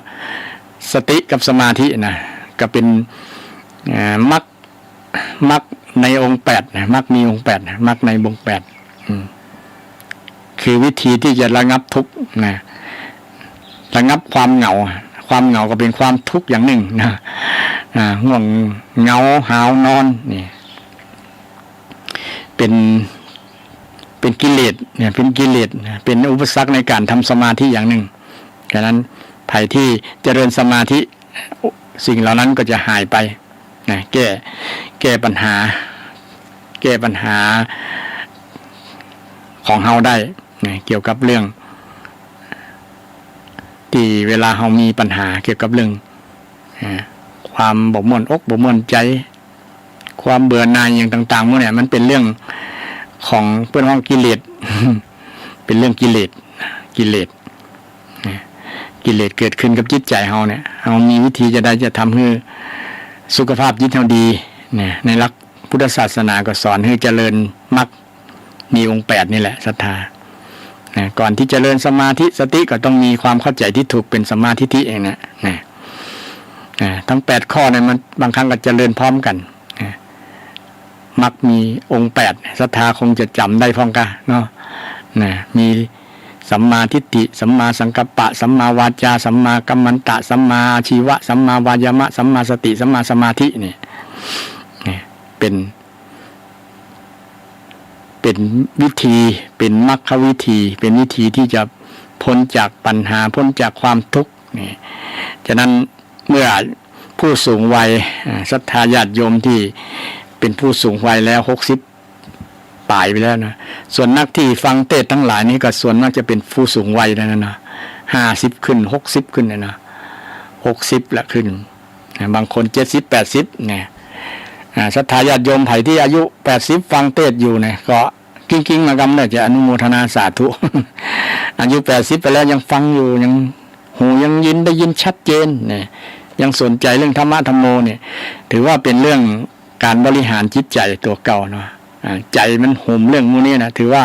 เป็นเรื่องดีและญาติโยมเป็นมงคลชีวิตแล้วเนอะนะญาติโยมมาห่มเรื่องนี้แต่จะไปห่มเรื่องอื่นนะมันจะเป็นปัญหากับจิตใจเป็นปัญหากับชีวิตของเราเช่นไปห่มเรื่องนินทา ไปห่มเรื่องคอยจับแนมจับผิดคนนั้นคนนี้ว่านั่นนี่เนี่ยเป็นเรื่องที่จะนำความเดือดร้อนนำความหายนะมาขึ้นกับตัวเก่ามันจะเป็นเรื่องที่จะหาความสุขเนี่ย โดยเฉพาะนินทากาเลตุเจ้าพระเนนเนี่ยบางคนชอบเหรออาตมากับบางครั้งก็บอกว่าถ้าเขาแล้วมีความสุขนะมันนอนรับสบายกินข้าวล้ำก็ไปเถอะเรื่องอาตมานะก็บอกศรัทธาญาติโยมบางคน ว่าถ้านะ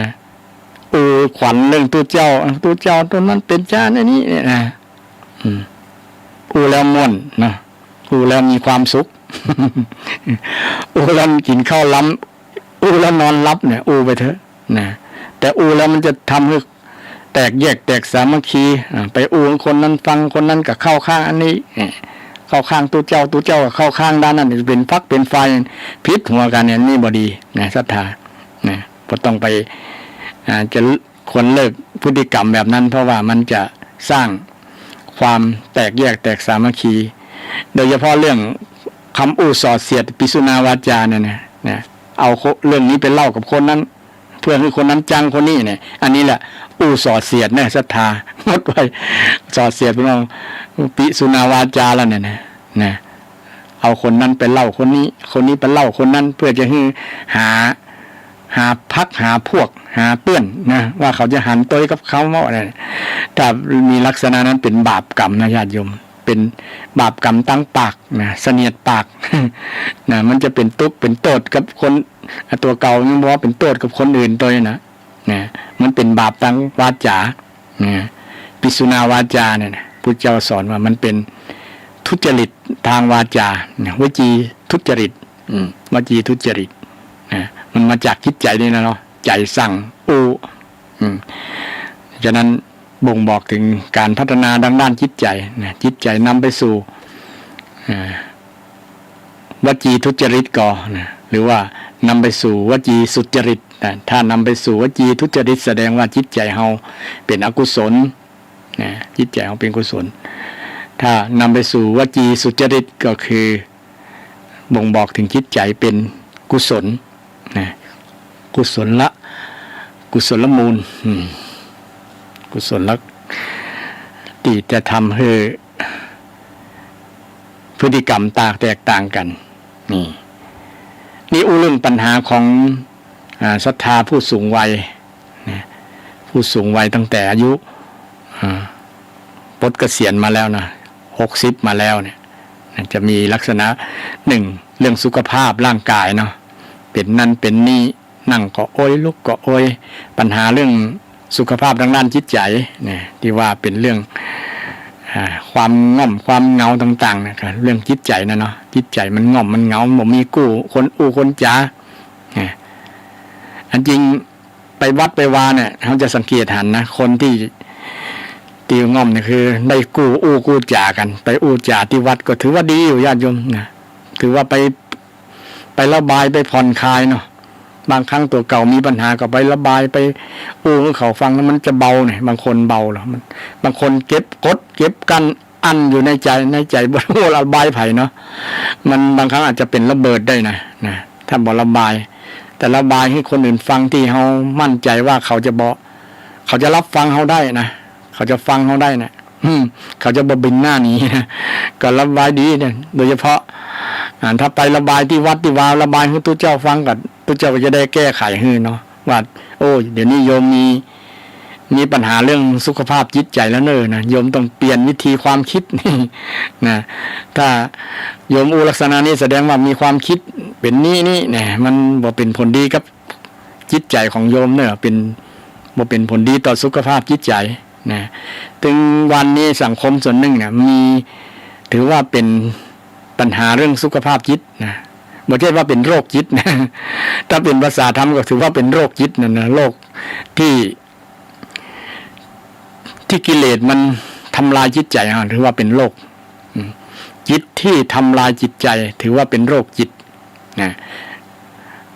บ่ได้หมายความว่าเป็นโรคจิตที่คิดเรื่องลามกยกเปรตนั่นนะแบบภาษาชาวบ้านเป็นโรคของจิตใจเป็น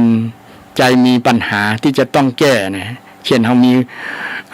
อารมณ์รุนแรงความเกลียดความโกรธเนี่ยญาติโยมเกิดขึ้นในจิตใจถือว่าเป็นโรคจิตนะเป็นโรคจิตนะจิตที่มันมีปัญหาที่จะต้องแก้ไขเพราะถ้าบ่แก้ไขแล้วมันจะเกิดปัญหากับตัวเฮาเองเช่นเฮาโกรธเนี่ยนะโกรธเกลียดจังนะอารมณ์ขี้นิ่งโวยขี้โกรธง่ายนะขี้นิ่งง่ายนี่เนี่ยจะต้องแก้ตอนนี้เพราะว่ามันบ่เป็นผลดีกับไผเลยนะตัวเก่าก็บ่ดีเพราะว่าบางครั้งยังมาเสียใจภายหลังว่ากินแหนงมื้อลุ้นว่าโอ้บ่น่าว่าเลยบ่น่า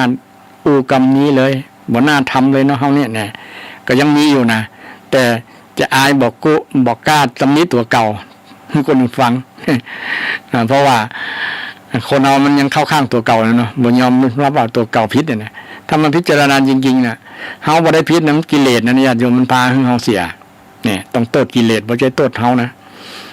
อย่าไปโทษไผโทษกิเลสนี่แหละไอ้ความโลภไอ้ความโกรธความหลงไอ้5เนี่ยต้องด่ามันเนี่ยญาติโยมไอ้5โคตร ไอ้โทสะไอ้โมหะไอ้โลภะมื้อนี้เนี่ยทำให้เฮาเสียจิตใจต้องด่ามันอย่าไปด่าคนอื่นนะด่ากิเลสนะญาติโยมจะได้บุญด้วยนะด่ากิเลสนะพุทธเจ้าสนับสนุนให้ประหารกิเลสให้ฆ่ากันไม่ใช่แค่ด่านะให้ฆ่ากิเลสนะไปฆ่ากิเลสได้จะมีความสุขโดยเฉพาะคนที่มีสูงอายุแล้วเนี่ย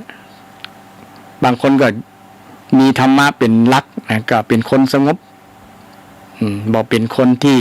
ฟุ้งซ่านนะบอกบ่จาสงบสงเงียมเป็นคนที่นักแน่นเป็นรักให้กับลูกหลานได้นี่ก็ยกไว้ เพราะว่ามีธรรมเป็นรักในการดำเนินชีวิตนะชีวิตก็จะบ่มีปัญหาแต่บางคนเนี่ยบ่ฮู้จะได้เนี่ยบ่ฮู้วิธีทางที่จะแก้ปัญหาในเรื่องนี้เวลามันเกิดขึ้นแล้วในหลักพุทธศาสนาพระองค์ก็สอนแล้วนะเพราะว่าธรรมะของพระพุทธเจ้าเป็นธรรมะโอสถนะเป็นยาวิเศษที่จะแก้ปัญหาชีวิตของคนโดยเฉพาะปัญหาด้านจิตใจเนี่ยนะญาติโยมปัญหาด้านจิตใจนี่แก้ได้ 100% เลยหรือว่า1,000,000%เลยแหละญาติโยมแก้ได้นอกจากคนนั้นจะบ่แก้แล้วล่ะนะพอมีอัตตาสูงมีตัวกูสูงกูนะกูชอบเยอะๆนะเป็นเยอะๆพยาว่าจะได้ แบบนี้ก็ยากอยู่เนอะนะถ้าบ่ยอมปรับตัวเจ้าของเองเนาะนะมีทิฏฐิมานะสูงว่าตัวเก่าแน่ตัวเก่าเก่งตัวเก่าดีตัวเก่าถูกอย่างนั้นนะเพราะว่าธรรมชาติอย่างที่ว่านะมันย่อมเข้าข้างตัวเก่าโมดเอาว่าภัยนะเพราะว่าภัยแต่ถ้าจะ พิจารณาด้วยสติปัญญาว่ากิเลสมันมาทำสร้างเหตุให้เราเสียคนก่อนเนี่ยต้องเพ่งไปที่กิเลสนะศรัทธาอย่าไปด่าคนด่ากิเลสนะญาติโยม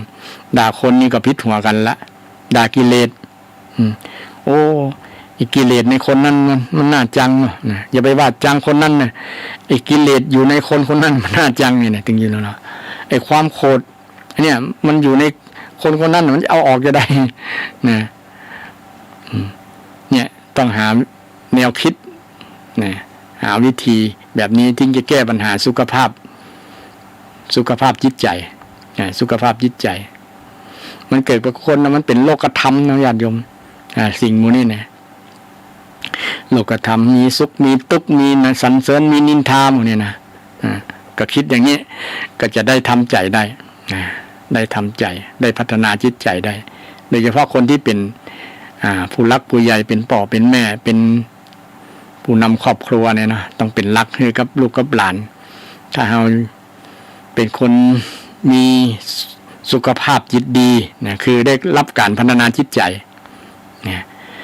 การพัฒนาจิตใจตามหลักพุทธศาสนาที่เราคุ้นเคยว่าภาวนานี่ญาติโยมภาวนานี่ถือว่าเป็นการพัฒนาจิตใจอู้กับศรัทธาบ่อยๆนะว่าพัฒนาก็คือภาวนาก็คือการพัฒนาแล้วแหละอันเดียวกันทรัพย์หลักทรัพย์อันเดียวกันวิธีจะพัฒนาก็คือเจริญตามมรรคมีองค์8นั่นแหละในมรรคมีองค์8มีองค์หนึ่งว่าสัมมาสมาธินี่เช่นญาติโยมเจริญ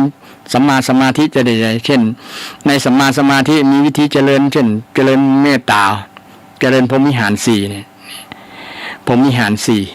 4มีเมตตากรุณามุทิตาอุเบกขาเป็นก็ศรัทธาท่านผู้ฟังเราจะเจริญเมตตาแบบไหนเนี่ยคือเจริญเมตตาก็คือสร้างความคิดสร้างความรู้สึกของเราให้มีปรารถนาดีมีความฮักมีความฮักบ่ใช่แค่เพียงวาจาว่าอิตังตานะกัมมังอิตังศีละกัมมังอิตังภาวนากัมมังแต่บางครั้งแปลก็บ่ได้บ่เข้าใจความหมายเนาะนะความหมายในบทนี้สุดยอดแล้วญาติโยมถ้าแปลแล้วเนาะอิตังตานะกัมมังด้วยการเนี่ยขอเป็นปัจจัยนิพพานเนี่ยนิพพานะเนี่ยปัจจโยเนี่ยนะเป็นปัจจัยแห่งนิพพานปัจจัยแห่งการพ้นทุกข์นั่นแหละนิพพานการพ้นทุกข์หรือการดับกิเลสกิเลสมันดับนี่นิพพานคือดับกิเลสดับใครดับกิเลสได้คนนั้นก็จะพ้นจากทุกข์ถึงวันนี้คนส่วนมากอยู่กับกิเลสกิเลสบังคับกิเลสเป็นนายถูกกิเลสใจการใจงานจีบังคับขู่เข็นให้เราเนี่ยได้ทำตามมันอย่างที่มันต้องการทุกคนเนี่ยเกือบทุกคนญาติโยมถูกกิเลสบังคับนอกจากพระอนาคามีเป็นต้นไปที่จะบ่ถูกกิเลสครอบงำถูกกิเลสครอบงำนอกนั้นยังมีกิเลสจะครอบงำครอบงำจิตใจอยู่ครอบงำจิตใจเวลาเราแผ่เมตตาอีตังตานะกัมมังติกี้อธิบายความหมายของคำว่านิพพานของศรัทธาญาติโยมนิพพานก็คือความดับกิเลสดับกิเลสมันตายนะกิเลสตายจากใจ กิเลสมันตายจากใจจะปรุงแต่งให้มันเกิดขึ้นมาบ่มีละนะบ่ได้แล้วเพราะว่ามันดับแล้วหรอเหมือนไฟที่มันดับแล้วบ่มีเจือจะไปก่อให้มันขึ้นเป็นไหม้ขึ้นเป็นไฟขึ้นมาใหม่ก็บ่ได้เพราะว่าไฟนี้มันดับไปแล้วไฟคือกิเลสเนี่ยกิเลสคือไฟเนี่ยราคะคิโทสะคิโมหะคิเนี่ยไฟมูเนี่ยมันยิ่งกว่าไฟดวงอาทิตย์นี่มันได้ไหม้แล้วนะศรัทธาฉะนั้นผู้สูงอายุนี่จึงเข้าใจต้องทำความเข้าใจว่าไฟนี่มันไหม้เฮาอยู่ก่อคนส่วนหนึ่งไหม้คือไหม้กิเลสนั่นแหละแทนที่กิเลสจะไหม้เอาไหม้กิเลสฆ่ากิเลสก่อนดับกิเลสก่อนดับกิเลสก่อนถึงดับยังบ่มอดก็ยังดี มันยังมีเชื้ออยู่ก็ยังแฟนหน่อยเนาะยังแฟนหน่อยก็ยังเป็นประโยชน์กับคนนั้นได้ภาวนาแปลว่าให้มีเป็นอู้บ่อยๆต้องบ่อยๆอยู่นี่แหละมีว่าเป็นจะได้เช่นเวลาเรานั่งสมาธิเนี่ยความสงบมันมีกับใจเราก็มีกับ ชีวิตเขาก่อนนะความสงบจิตมันเฮาสงบก่อนเฮาเคยคิดฟุ้งซ่านคิดอันนั้นคิดอันนี้นะคิดตึกเรื่องก็เอามาคุณกาเรื่องจังคนนั้นกาเกลียดคนนี้กาเนี่ยเมาคนนั้นกันความคิดเนี่ยมันสงบจากใจเขาบอกมันมีอยู่ในใจเขาก่อนนะถ้ามันบ่มีอยู่ในใจแล้วนะหรือว่าเอาง่ายๆขณะที่เขามีความบ่ม่วนใจเขาคิดเรื่องอย่างต่างๆนั่นความสงบเรื่องที่เขากำลังคิดอยู่นั้นมันหายจากคิดจากใจไปแสดงว่าเขาเจริญสมาธิภาวนาได้ผลสำเร็จญาติโยมที่บอกว่ามีนะคือมันมีความสงบทีนี้เจริญเมตตาแล้ว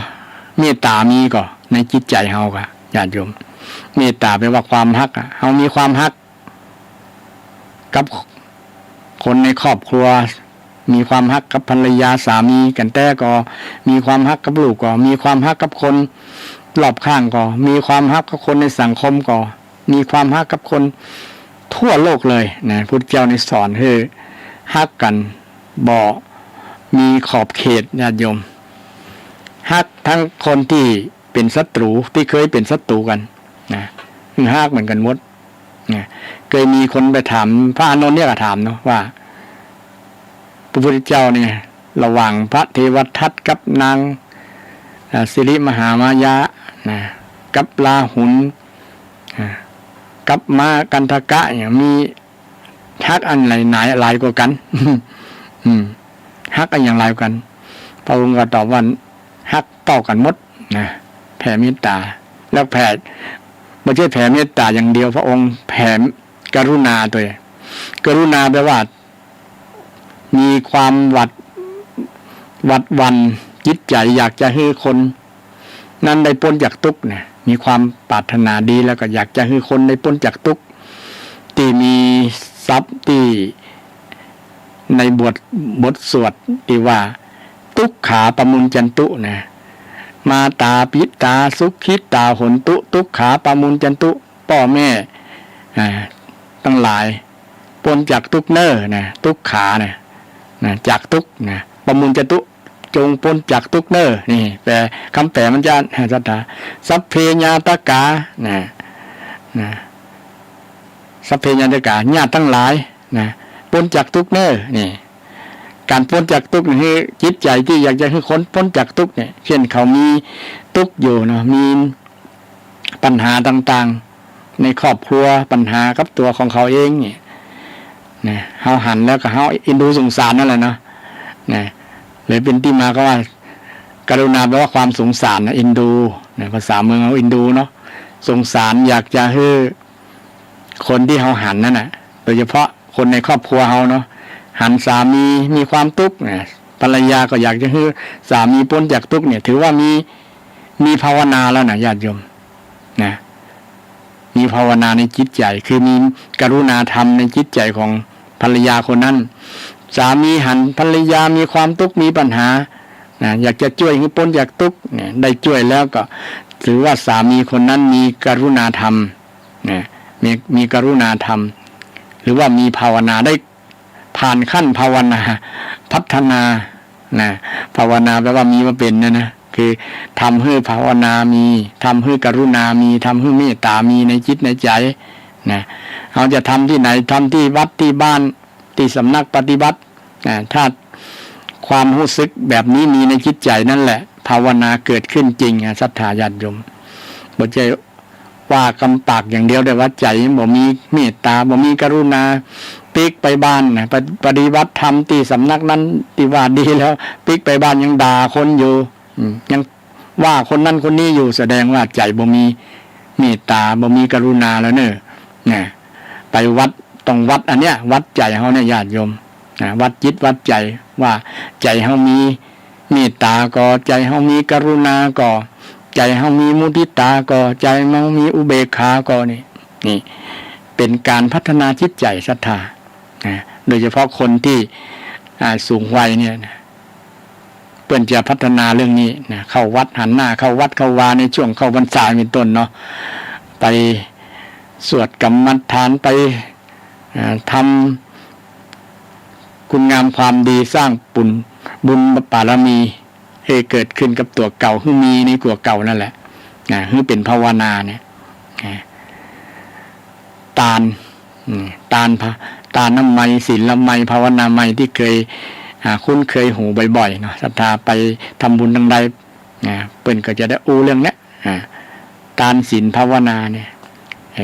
ตานนี่ง่ายอยู่ต่อการปฏิบัติเนี่ยแต่บึ้งลึกจริงๆเนี่ยมันมาจากเมตตากรุณานี่แหละญาติโยมพ่อแม่มีเมตตามีกรุณากับลูกจึงให้ลูกได้เกิดจึงเลี้ยงดูมาเนี่ยก็เพราะมีเมตตากรุณานี่แหละมีภาวนาตั้งแต่ลูกยังบ่เกิดด้วยซ้ำนี่คนที่จะ มีประสบการณ์เรื่องนี้จริงๆก็คือพ่อแม่นะเป็นว่าพ่อแม่ในหันหน้าลูกเนี่ยมีความสุขเวลาป้อนเข้าลูกเนี่ยป้อนนมแม่ได้ป้อนนมลูกได้ป้อนเข้าลูกหันลูกดื่มกินแล้วมีความสุขบางครั้งลูกหิวก็ให้พอให้กินแล้วแม่มีความสุขน้ำตาไหลพอหน้าลูกลูกน้อยที่ยังบ่ลืมตาพอได้ให้กินอย่างเดียวแม่จะมีความสุขไอ้ความสุขส่วนนี้เป็นความสุขเกิดจากความมีเมตตาของท่านมันบ่เกิดกับ ไผได้ง่ายๆแล้วก็เป็นประสบการณ์ของแม่ของพ่อที่มีกับลูกได้หันหน้าลูกออกมาจากท้องห้องอุแวก็ภูมิใจแล้วนี่เลือดเนื้อเชื้อไขของเฮาจะดูแลจะรักษาจะเลี้ยงอย่างดีให้เป็นเด็กดีให้เป็นคนดีนี่ความมีเมตตาความกรุณาของท่านเกิดขึ้นตั้งแต่นั้นละและเป็นความสุขของพ่อของแม่ทำมาหาเงินทั้งวันนี่ก็เพื่อลูกเพื่อหลานทั้งนั้นเนาะเป็นความมีเมตตากรุณาเพราะว่ากลัวลูกจะเป็นทุกข์เหมือนตัวเก่าช่วงที่ตัวเก่ามีความทุกข์ความอย่างเนาะเคยเห็นใจบ่อยากให้ลูกลำบากเนี่ยก็เป็นกรุณาเพราะว่ากลัวลูกจะทุกข์ไงปนจากทุกข์ด้วยลูกเนี่ยก็เลยฮักบางครั้งฮักเกินขอบเขตต่างหากเนาะจนลูกเสียนิสัยฮักเกินบ่ให้ลูกได้สัมผัสความลำบากบางครั้งลูกก็เคยนิสัยนี้เคยถูกเลี้ยงมาด้วยอยากได้อย่างกับเอาฮือยืนฮือมดได้ฮือมดจนลูกบ่ได้เรียนรู้เรื่องความลำบากบ่ได้เรียนรู้เรื่องความทุกข์แต่พ่อแม่ได้เรียนรู้แล้วก็ว่าความทุกข์มันเป็นจะได้บ่อยากให้ลูกได้รับทุกข์ส่วนนี้แต่มันเป็นความปรารถนาดีปรารถนาดีของพ่อของแม่กลับกลายเป็นผลเสียต่อลูกที่ลูกได้ใจลูกเลยบ่ฮู้บ่มีประสบการณ์ในส่วนนี้ก็เลยบอกแทนที่จะฮู้คุณกับบ่ฮู้คุณต่อเมื่อตัวเก่าได้เป็นพ่อเป็นแม่คนนั้นจะได้ฮู้ว่าโอ้พ่อแม่คงจะมีความรู้สึกแบบนี้เนาะกับลูกกับเฮา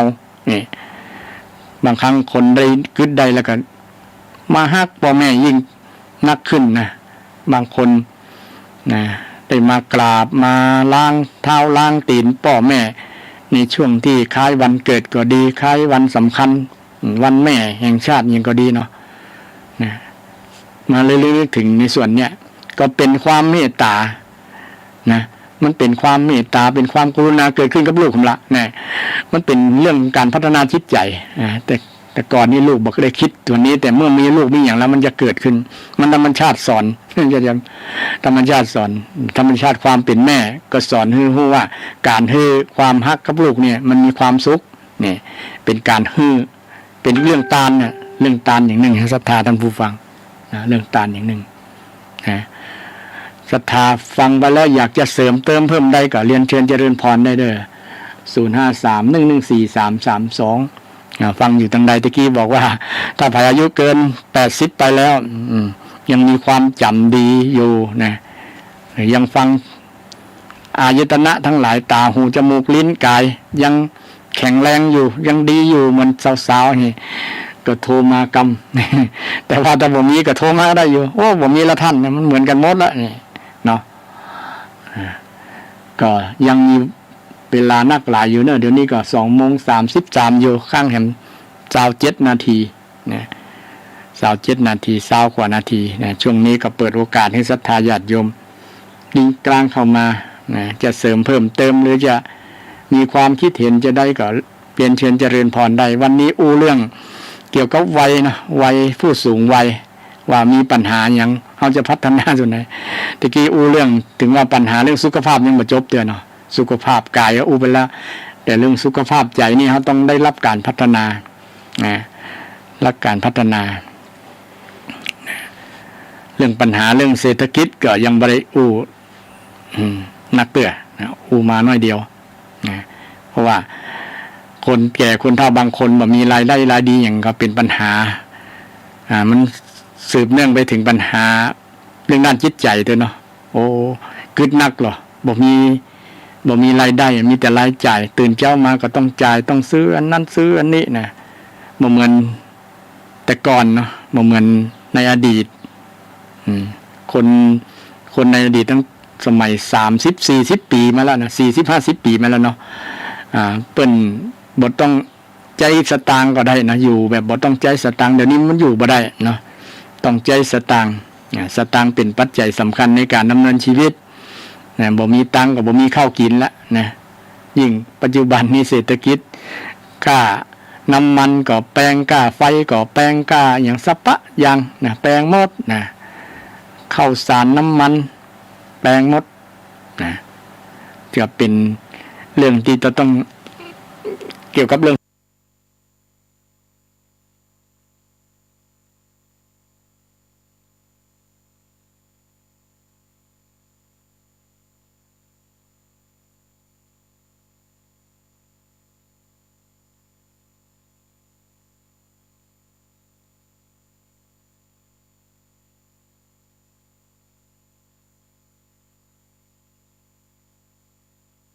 แม่ก็บ่รู้จะเปิ้งไผ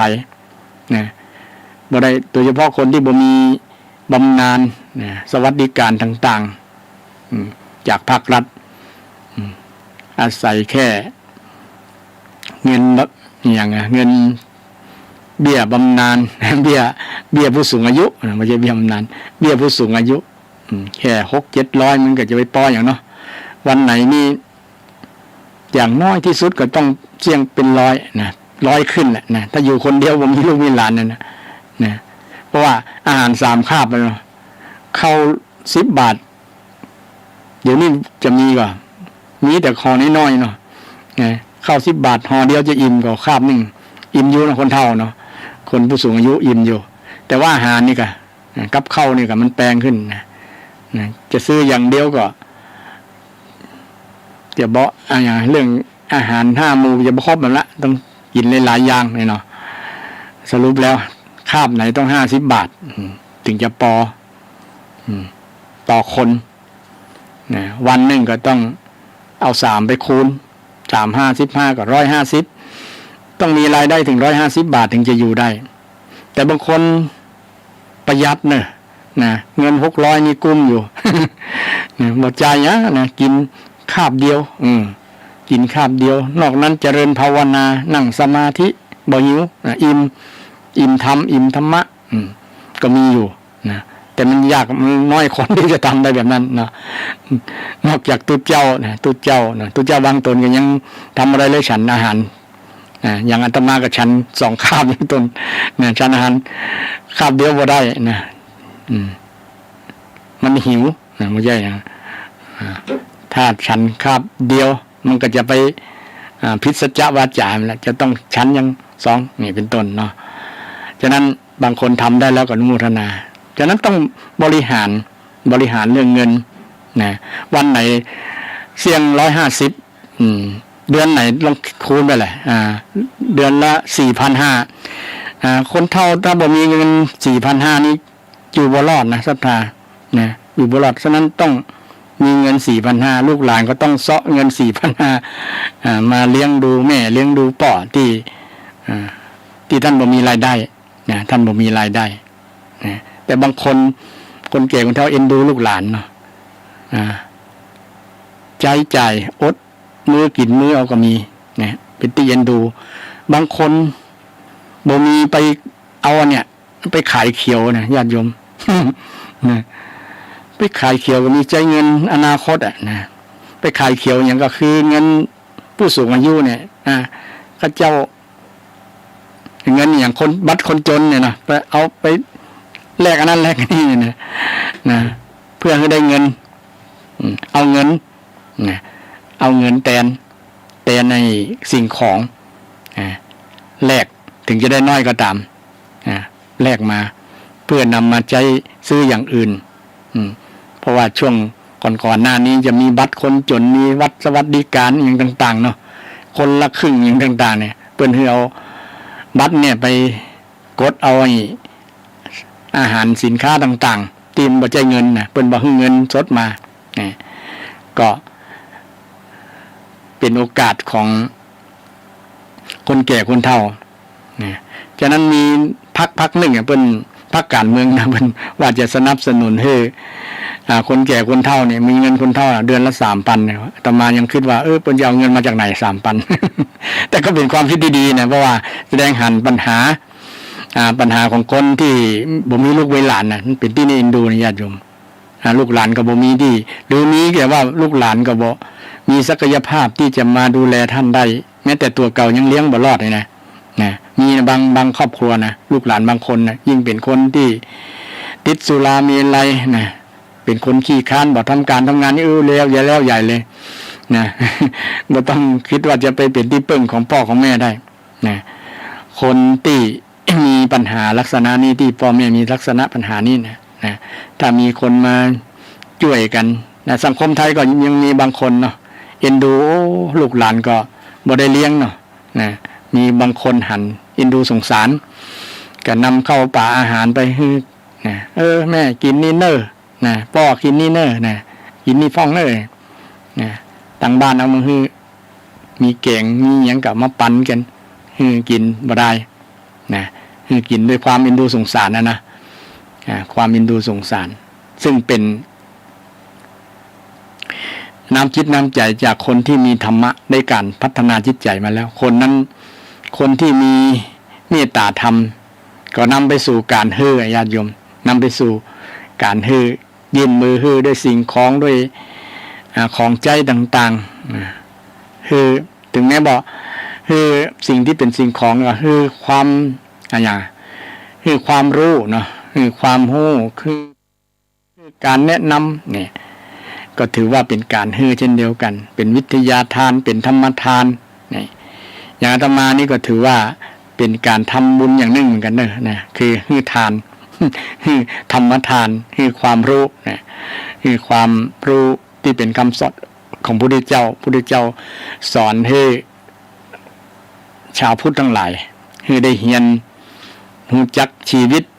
ชีวิตเป็นจะได้ชีวิตเป็นไปจะได้ชีวิตควรที่จะปฏิบัติจะได้กับชีวิตเนี่ยธรรมะของพระเจ้ามีคำตอบในเรื่องนี้หมดเลยญาติโยมโดยเฉพาะวิธีปฏิบัติที่จะปฏิบัติจะได้ให้บบต้องเป็นทุกข์บ่ใจบบต้องเป็นทุกข์แล้วก็บ่ต้องเสี่ยงตังบ่ต้องเสี่ยงตังสักบาทก็มีความสุขเช่นเจริญสมาธินี่เนาะเจริญสมาธินี่เช่นเวลาเรามีความทุกข์คิดหยังก็บ่ออกบอกหยังก็บ่ถูกปุ่นวายไปหมดเนี่ยมีปัญหาต่างๆคิดมืด8ด้านเนี่ยเนาะ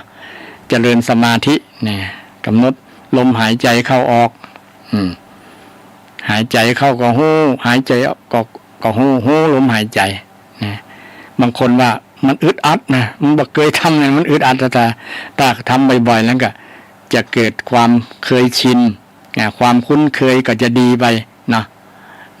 จะได้รับความสงบจิตใจสงบแล้วมันเป็นความสุขที่บ่เคยสัมผัสสักเตื้อเนาะเนี่ยก็จะได้รับอย่างน้อยก็ความสงบจิตสงบใจมันก็เป็นการระงับความทุกข์ได้หรือการขจัดความทุกข์ได้เวลาเรา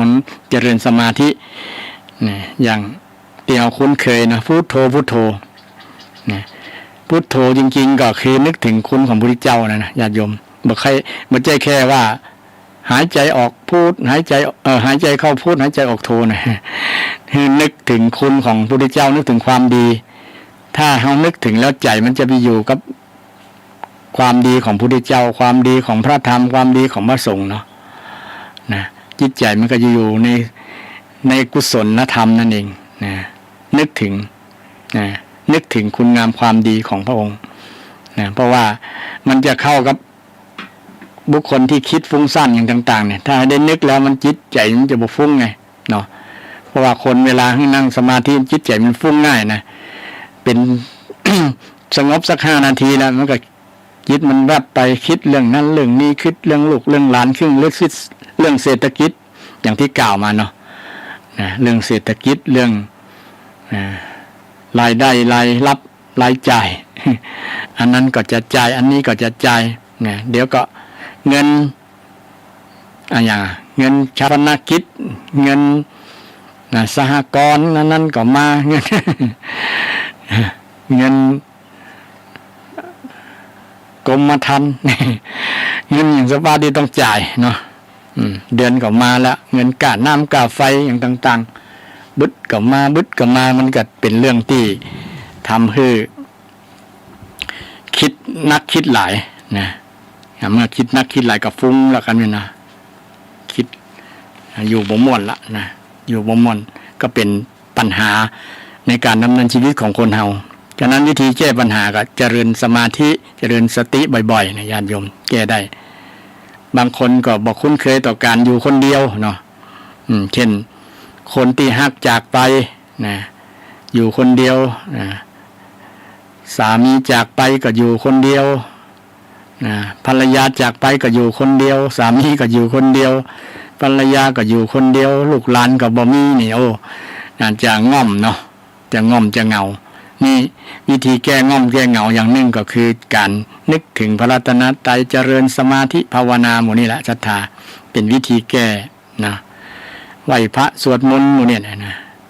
หรือว่าฟังธรรมะธรรมโมฟังเทศอย่างครูบาอาจารย์เปิ้นเทศคือฟังแล้วเอาก็มาฟังสิ่งเหล่านี้แหละจะเป็นประโยชน์กับตัวเฮานะเป็นการแก้ปัญหาความเหงา ความเหงาเกิดขึ้นนะเราอยู่กับสิ่งที่ดีสิ่งที่เป็นกุศลเนี่ยเป็นที่เปิ้งเนาะเป็นที่ระลึกเป็นเปื้อนที่ดีอ่ะญาติโยมเป็นเปื้อนที่ดีนะคุณงามความดีที่เรียกว่าบุญกุศลเนี่ยเป็นเปื้อนที่ดีนำไปสู่ภพภูมิภพหน้าตัวนะเป็นเปื้อนที่บ่ทรยศเป็นเพื่อนที่ซื่อสัตย์กตัญญูรู้คุณเฮา คอยปกป้องรักษาเฮานะบุญกุศลทั้งหลายคุณงามความดีทั้งหลายนี่แหละเวลาเฮาบอกครูจะเวลาเฮาเหงาเนาะว่าจะบอกครูจะแย่งยังเลยนะนึกถึงสิ่งนี้แหละนึกถึงบุญกุศลนึกถึงอันนั้นเฮาก็ได้ทำเนาะบุญกุศลทานเฮาก็ได้ทานแล้วนะศีลเฮาก็รักษาศีลบ่ได้ไปละเมิดศีลบ่ได้ไปละเมิดชีวิตไผบ่ไปลักขโมยไผนี่ก็นึกถึงคุณงามภูมิใจญาติโยมภูมิใจเกิดความภาคภูมิใจมันก็เป็นพลังให้เกิดกับจิตกับใจได้เป็นเปื้อนที่ดีนะฉะนั้นเราบ่ต้องไปเซาะกู้เซาะเปื้อนที่ไหนละเซาะเนี่ยบุญความดีคุณงามความดีเป็นเปื้อนนะเป็นเปื้อนนะอยู่คนเดียวมีวิทยุสักเครื่องเปิดฟังนะธรรมะธัมโมก็ถือว่าเป็นเปื้อนนะเป็นแฟนพันธุ์แท้ญาติโยมก็สามารถปฏิบัติได้แต่คนส่วนหนึ่งโดยเฉพาะส่วนหลายนะเพิ่นก็รู้วิธีอยู่แล้วเนาะเพราะว่าเป็นชาวพุทธนะก็ได้อบรมได้ศึกษาได้เข้าใจในวิธีที่จะแก้ปัญหาตัวเก่านะโดยช่วงเฉพาะวัยเกษียณนะมีบางคนถามอาตมาหรอว่าอยู่ตนเดียวอยู่เนี่ยบ่ง่อมกะอาตว่าบ่ง่อมนะบ่ง่อมบ่คิดว่าตัวเก่าง่อมอยู่คนเดียวซ้ำดีนะมันจะได้มีเวลาได้ศึกษาธรรมะได้อ่านพระไตรปิฎกได้ศึกษาธรรมได้วิจัยธรรมของพระพุทธเจ้าเนาะมีความสุขเนี่ยได้ศึกษาธรรมฟังธรรมถือคล้ายๆได้ฟังธรรมจากพระโอษฐ์จากปากของพระพุทธเจ้าได้ศึกษาอ่านพระไตรปิฎกเนี่ยโอ้มีความสุขอาตมาก็ตอบเข้าไปนะตอบเข้าไปหางานให้ทำแล้วปัญหาอย่างหนึ่งคนแก่นะปัญหาเรื่องลับเรื่องนอนเรื่องกินพวกนี้เนาะมีอยู่เรื่องลับนอนบ่รับ จะมี ก็เป็นธรรมชาติอย่างหนึ่งอันจริงคนเนี่ยรับบักเกิน6 ชั่วโมงอะคนเท่าเนาะ6 ชั่วโมงก็อิ่มแล้วนะทีนี้สำคัญเพิ่นไปรับช่วงเจ้านะกะนะบางคนทุ่มแล้วก็รับแล้วนี่ทุ่ม7 โมงบักเกิน8 โมงรับแล้วก็ไปตื่นเอาพุ่นน่ะเที่ยงนะหรือว่าบ่ายโมง ละอ่อนกำลังรับเนาะลูกหลานกำลังรับอยู่ก็ไปบางครั้งไปเปิดวิทยุดัง ไปรบกวนลูกหลาน ลูกหลานก็อาจจะบ่พอใจนะแต่บ่กล้าอู้เนาะฉะนั้นก็จะไปรบกวนลูกหลานนะปล่อยเขารับเพราะว่าเขารับเด็กเนาะเขาทำการทำงานนะต้องเข้าใจธรรมชาติของแต่ละคนแต่พ่อแม่บางคนก็บ่เข้าใจเนาะอยากจะให้ลูกหลานตื่นอย่างตัวเก่านะโอ้รับเอาบ้านกินเมืองกะลุก นะอันจริงการรับนี่เป็นการพักผ่อนที่ดีที่สุดนะถ้ารับสนิทบอกฝันร้ายบอกอย่างนะโดยเฉพาะเจริญเมตตาก่อนรับนี่เนาะเมตตาก่อนรับจะรับม่วนเพราะว่าอันนี้สงการเจริญเมตตาว่านะรับสบายตื่นสบายบอกฝันร้ายเนาะนะตื่นแล้วรู้สึกกระปรี้กระเป๋ามีสุขภาพพละไมแข็งแรง เพราะว่ามันพักผ่อนได้เต็มที่นะพักผ่อนได้เต็มที่รับสบายรับม่วนนะฉะนั้น ปัญหาหลายๆอย่างเกี่ยวกับผู้สูงอายุเนี่ยศรัทธาลองเพิ่มเติมมาก็ได้ด้วยว่ามันมีอย่างพ่องนะหรือว่าขาดเรืออย่างพ่องนะอย่างที่กล่าวมานี่ก็เรื่องปัญหาแล้วก็วิธีแก้ปัญหาโดยธรรมะของพระพุทธเจ้าเนาะวิธีแก้ปัญหาเพราะว่าธรรมะเป็นสรณะเป็นที่พึ่งเนี่ยธรรมังสรณังคัจฉามิที่เราเปล่งวาจาเปล่งกรรมว่าธรรมังสรณังคัจฉามิเฮามีธรรมเป็นที่พึ่งที่ระลึกเนี่ยสรณังแปลว่าที่ระลึกที่พึ่งที่ระลึกก็นึกถึงธรรมคำสอนของพระพุทธเจ้าเนาะพระเจ้าสอนจะได้นะสอนทำดีคิดดีพูดดีเนี่ยนะเขาก็ทำตามนั้นเนาะวิธีที่จะทำดีพูดดีคิดดีก็คือมรรคมีองค์ 8นี่แหละนะศรัทธาเจริญสมาธิก็เป็นการพัฒนาจิตใจพัฒนาในส่วนจิตใจคิดดีดำริดีพัฒนาในด้านส่วนของปัญญาเป็นสัมมาทิฏฐิก็มีอยู่ในมรรคมีองค์ 8นะศรัทธาก็ทั้งหมดทั้งมวลก็สรุปมาที่การแก้ปัญหาที่มรรคมีองค์ 8นี่แหละนะแต่ส่วนอื่นเป็นปีกย่อยอธิบายต่างๆเพราะว่าคนเกิดมาแล้วมีปัญหามีทุกข์แล้วก็ต้องแก้ด้วยมรรคมีองค์ 8นี่แหละเป็นคำตอบสุดท้ายเป็นวิธีที่จะแก้ถ้าใครมีนำวิธีนี้ไปใช้ก็จะได้ผลได้ประโยชน์ได้ประโยชน์แน่นอนรับรองได้กว่า1,000,000%เลยญาติโยมโดยเฉพาะธรรมะของพระเจ้าเป็นธรรมะโอสถเป็นธรรมะที่มีคุณต่อทุกๆคนแล้วพระองค์ก็บ่ได้สงวนลิขสิทธิ์นะว่าคำสอนนี้ห้ามคนนอกศาสนานำไปใช้นะหรือนำห้ามคนที่ไม่เชื่อคำสอนไปใช้ไปพิสูจน์นะพระองค์ยังสอนให้ท้าให้พิสูจน์เลยเนาะธรรมะนะธรรมะของพระเจ้าในท้าพิสูจน์เอหิปัสสิโกนะเอหิปัสสิโกจงมาดูจงมาพิสูจน์นะสันทิฏฐิโกพิสูจน์จะเห็นเองนะคนปฏิบัติจะเห็นเองนะเห็นเองนะธรรมะโดยเฉพาะธรรมะมรรคมีองค์ 8เป็นธรรมะที่จะแก้ปัญหาชีวิตแก้ปัญหาคนสูงวัยแก้ปัญหาคนบ่สูงวัยแก้ปัญหาหลอนแก้ได้หมดเลยนะแก้ได้หมดทุกวัยนะบอกว่าจะเป็นวัยใดก็แล้วแต่นะแก้ได้หมดนะแก้ได้หมดใครมีความแย้งก็อยากจะแย้งก็แย้งบ่ได้นะเพราะว่ามันเป็นปัญญาของพระพุทธเจ้าที่ตรัสรู้แล้วนะบ่มีไผแย้งได้โต้แย้งมาโต้ตอบได้นะมันเป็นหลักสัจธรรมความจริง นะคำสอนพระเจ้าบ่ได้สอนให้เชื่อเนี่ยแต่สอนให้ใช้ปัญญาสอนได้ใช้สติปัญญาบ่ให้เชื่ออย่างเดียวสอนให้ใช้ปัญญาก่อนค่อยเชื่อนะพิจารณาก่อนโยนิโสมนสิการพิจารณญาณก่อน ว่าคำสอนขององค์นั้นจริงไหมถูกต้องไหมดีไหมดีแล้วก็นำไปใช้ถูกต้องก็นำไปใช้เป็นประโยชน์ก็นำไปใช้นะซึ่งเป็นสิ่งที่ดีกับทุกคนแก้ไขปัญหาได้ทุกคนนะถึงแม้พี่น้องทางต่างศาสนิกได้ฟังแล้วก็ดีอย่างก็ดีเนี่ยก็เชิญชวนนำไปใจได้บ่จำเป็นต้องว่านำธรรมะไปใจแล้วจะเป็นพุทธเป็นยังนะบ่เกี่ยวบางคนเป็นพุทธบ่ได้นี่กันในบัตรประจำตัวประชาชนแต่ว่าพฤติกรรมการกระทำต่างๆมันย้อนแย้งต่อพุทธศาสนาต่อคำสอนของพุทธองค์ก็ถือว่าสูญเสียเวลาที่จะได้ประโยชน์จากธรรมะคำสอนของพระพุทธเจ้านะธรรมะคำสอนของพระพุทธเจ้าเวลาขณะนี้ก็2:55 น.ก็ยังมีพอเวลานะพอมีเวลาศรัทธาญาติโยมจะกิ้งก้างไม่รู้สัก 2-3 นาทีเนาะ053-112 053-114-332 เนาะ053-114-332ศรัทธาฟังชัดเจนจะได้ก็กิ้งก้างมาได้นะหรือว่าข้อสงสัยอยากจะฟังธรรมะข้อใดก็เจริญพรมาได้นะ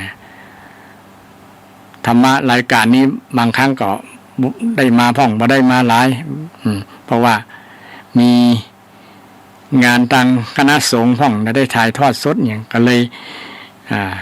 รายการนี้ก็เลยยุดไปนะเราจะปะกันสัปดาห์ละครั้งวันพุธนะเวลาบ่ายโมงถึง3 โมงศรัทธาก็อยากจะฟังก็เปิดคลื่นที่ 104.5 เมกะเฮิรตซ์ระบบ FM ซึ่งเป็นสถานีคลื่นวิทยุเพื่อการศึกษาพุทธศาสนาและวัฒนธรรมวัดฝ่ายหินซึ่งมีท่านอาจารย์พระครูสมุวิสุวัตรวรจิตโจเป็นนายสถานีที่